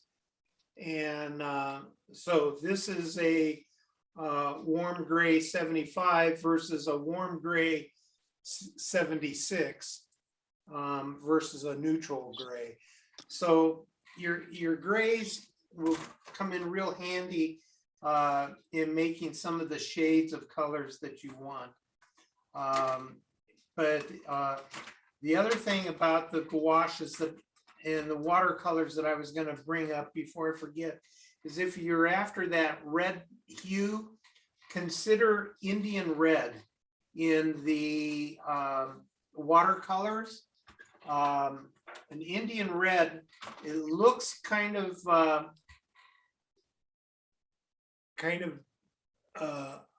dirty. By the way, whenever you're looking at artist tubes, professional artist tubes of color, the color reasonably will facsimilate what's on the tube here, as close as printing allows them to do the colors.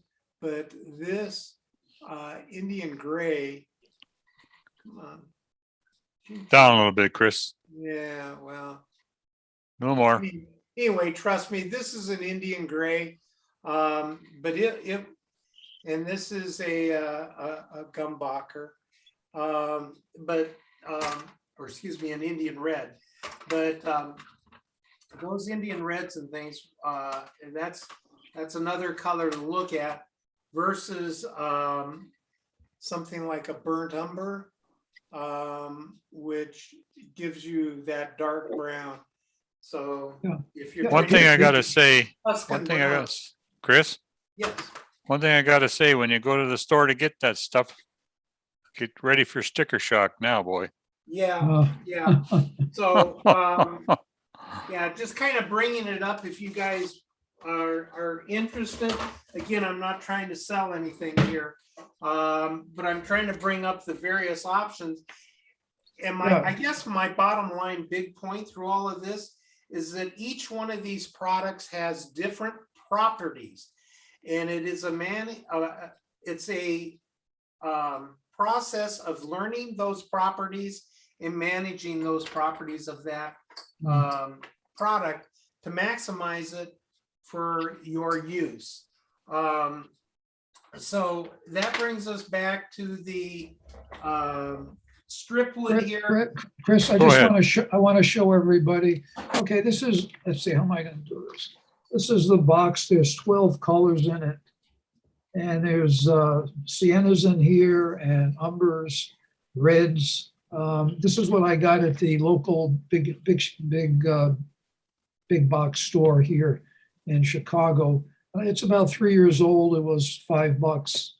And you get, it's about a 3 or 4 inch tube of the gouache in it, each tube. So, I mean, you can't go wrong. I don't know what it costs today. You know, Pat's right, everything has really gone sky high, but Yeah. I was in there about a month and a half ago and I saw the same pack, only was, I think, half of the amount of colors in it. But you want to try it out, you can't beat it. It's a company, it's called Reeves, Reeves.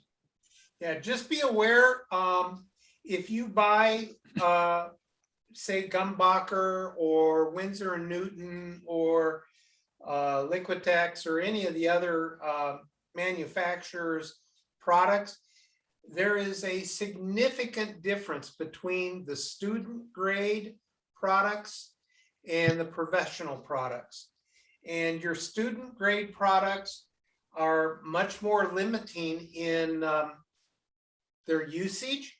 You can get some general understanding of the products, but if you're really trying to understand the properties of the materials that you're using, you generally will have to jump up, pay the extra couple of bucks and buy what's called a professional color versus the student grade color.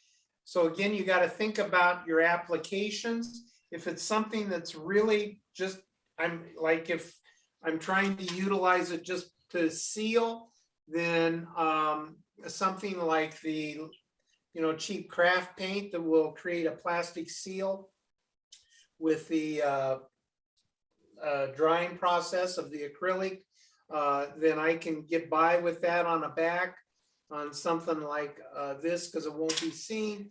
Scenery, the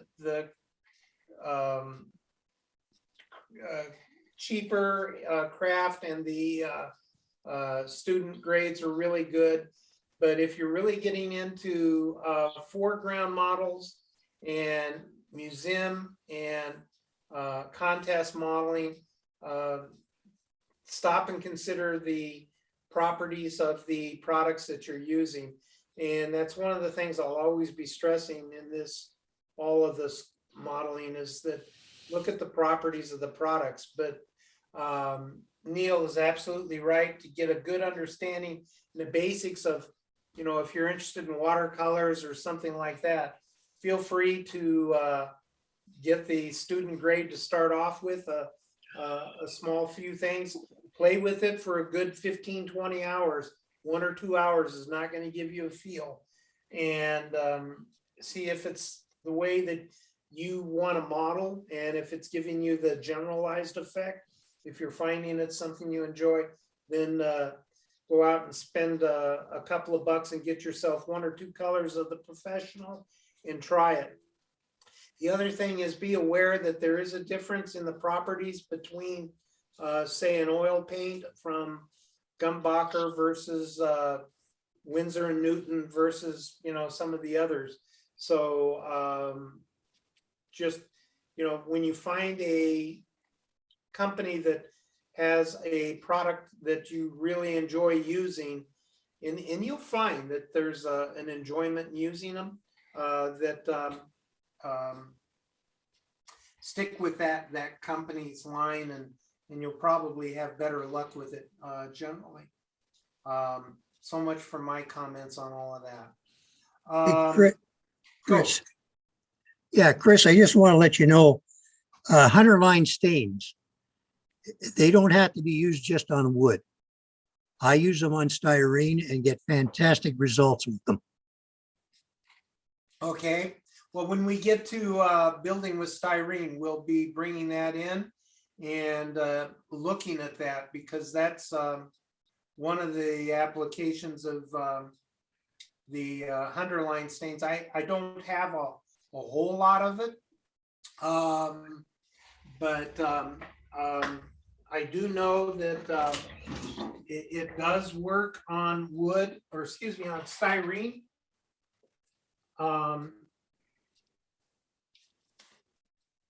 This bridge is entirely, that's not gonna work.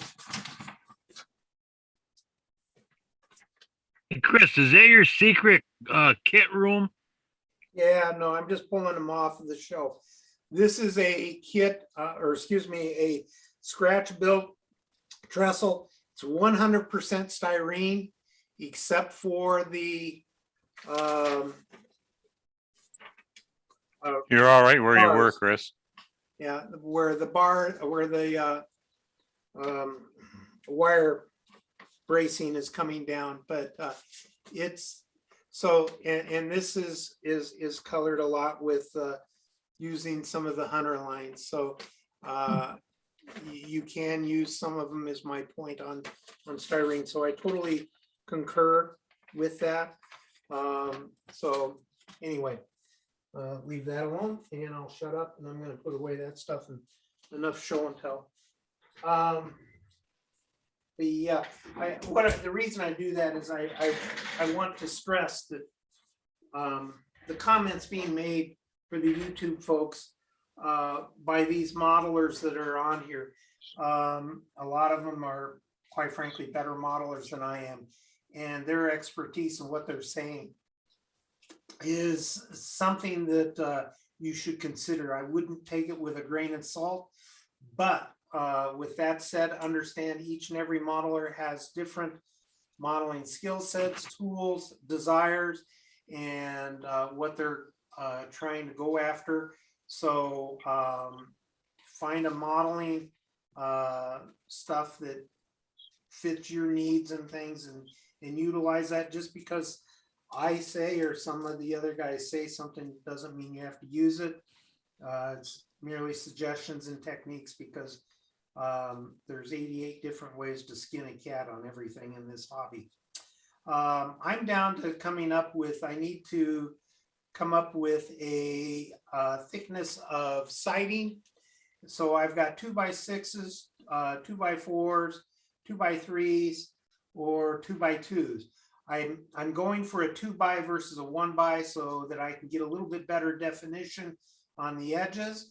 I think I'm going to go with the a 2x4. The reason being, it's going to be harder to work with, but I think with this small of a door, it's going to give me a little bit more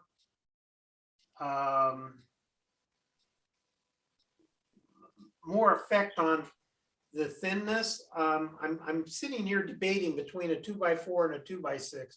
So what do you guys think? But for the framework on the door, Yeah, for the outside framework, 2x6. 2x6. I That mean, gives you a width that you can cover. it's probably a 2x6. You're right. I got that one that I'm probably gonna have to go up to a 2x8 on.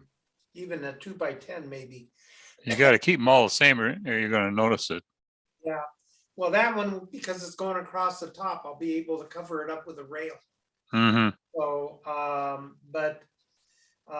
yeah, 2x6 is probably traditional, but if you want to get a little bit more delicate flavor or potentially emphasize something, sometimes dropping down a size versus going up in a size is effective. Yeah. So, and that's why I was thinking of the 2x4. 2x3, Kepler produces 2x3s, 2x7s. I'm not gonna use it. I just pulled it out because it was in the stack. And then the 2x2s is too small. So, Can I show Or- my screen? Go ahead. for it. All right, start that. I hit that green on the bottom and then. Yes, you do. Just hit the Okay. green button.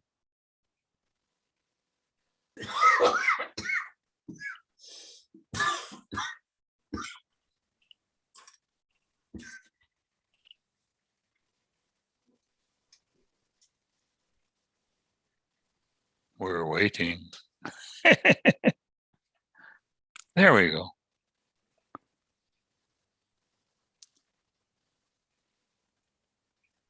Is that styrene material that you make yourself?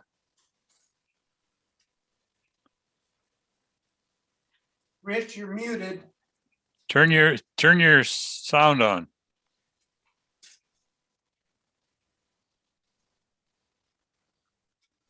At the bottom left corner.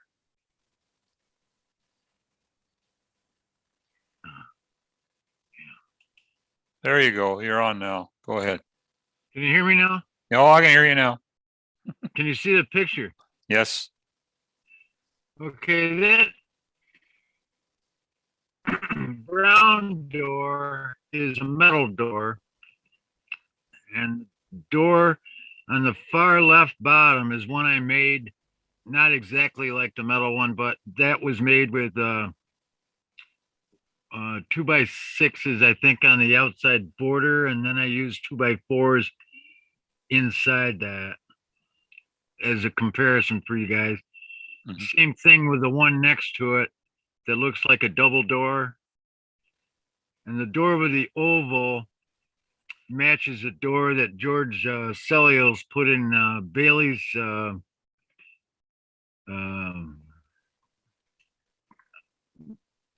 Bailey's Bailey's Grocery. or Bakery something. or something kit.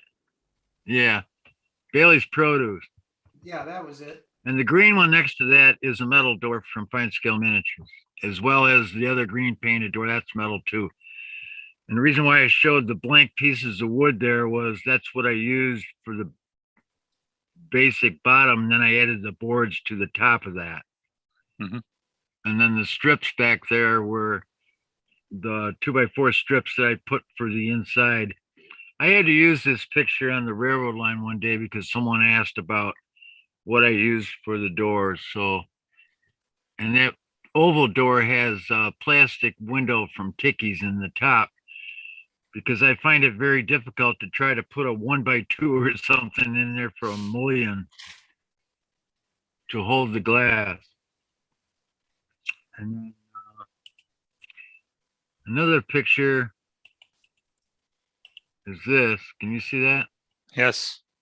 That's the same thing with the same doors, so they're standing up so you could see them. But they turn out pretty good, and then I just cover them not with acrylic paints, but I use the 100-line stains on those usually. And I like using that because it dries rather quickly and you get good results. That's all I wanted to do is show you those doors. That's good. Well, Okay. Rich. Nice. Here, another thing is this. These are train stanchions. I use those for the top of my sliding doors, because when you drill the hole for this, it stops at the bottom seat there, and you aren't allowed to push it in any further, and they just get enough on the top to get your wire through so you don't see any of that apparatus below it. Mhm. They work pretty good for that. All right, well, thanks, Rich. I think if you guys noticed in the background here, I went on ahead and stained a couple of 2x6s with the driftwood from Hunter Line.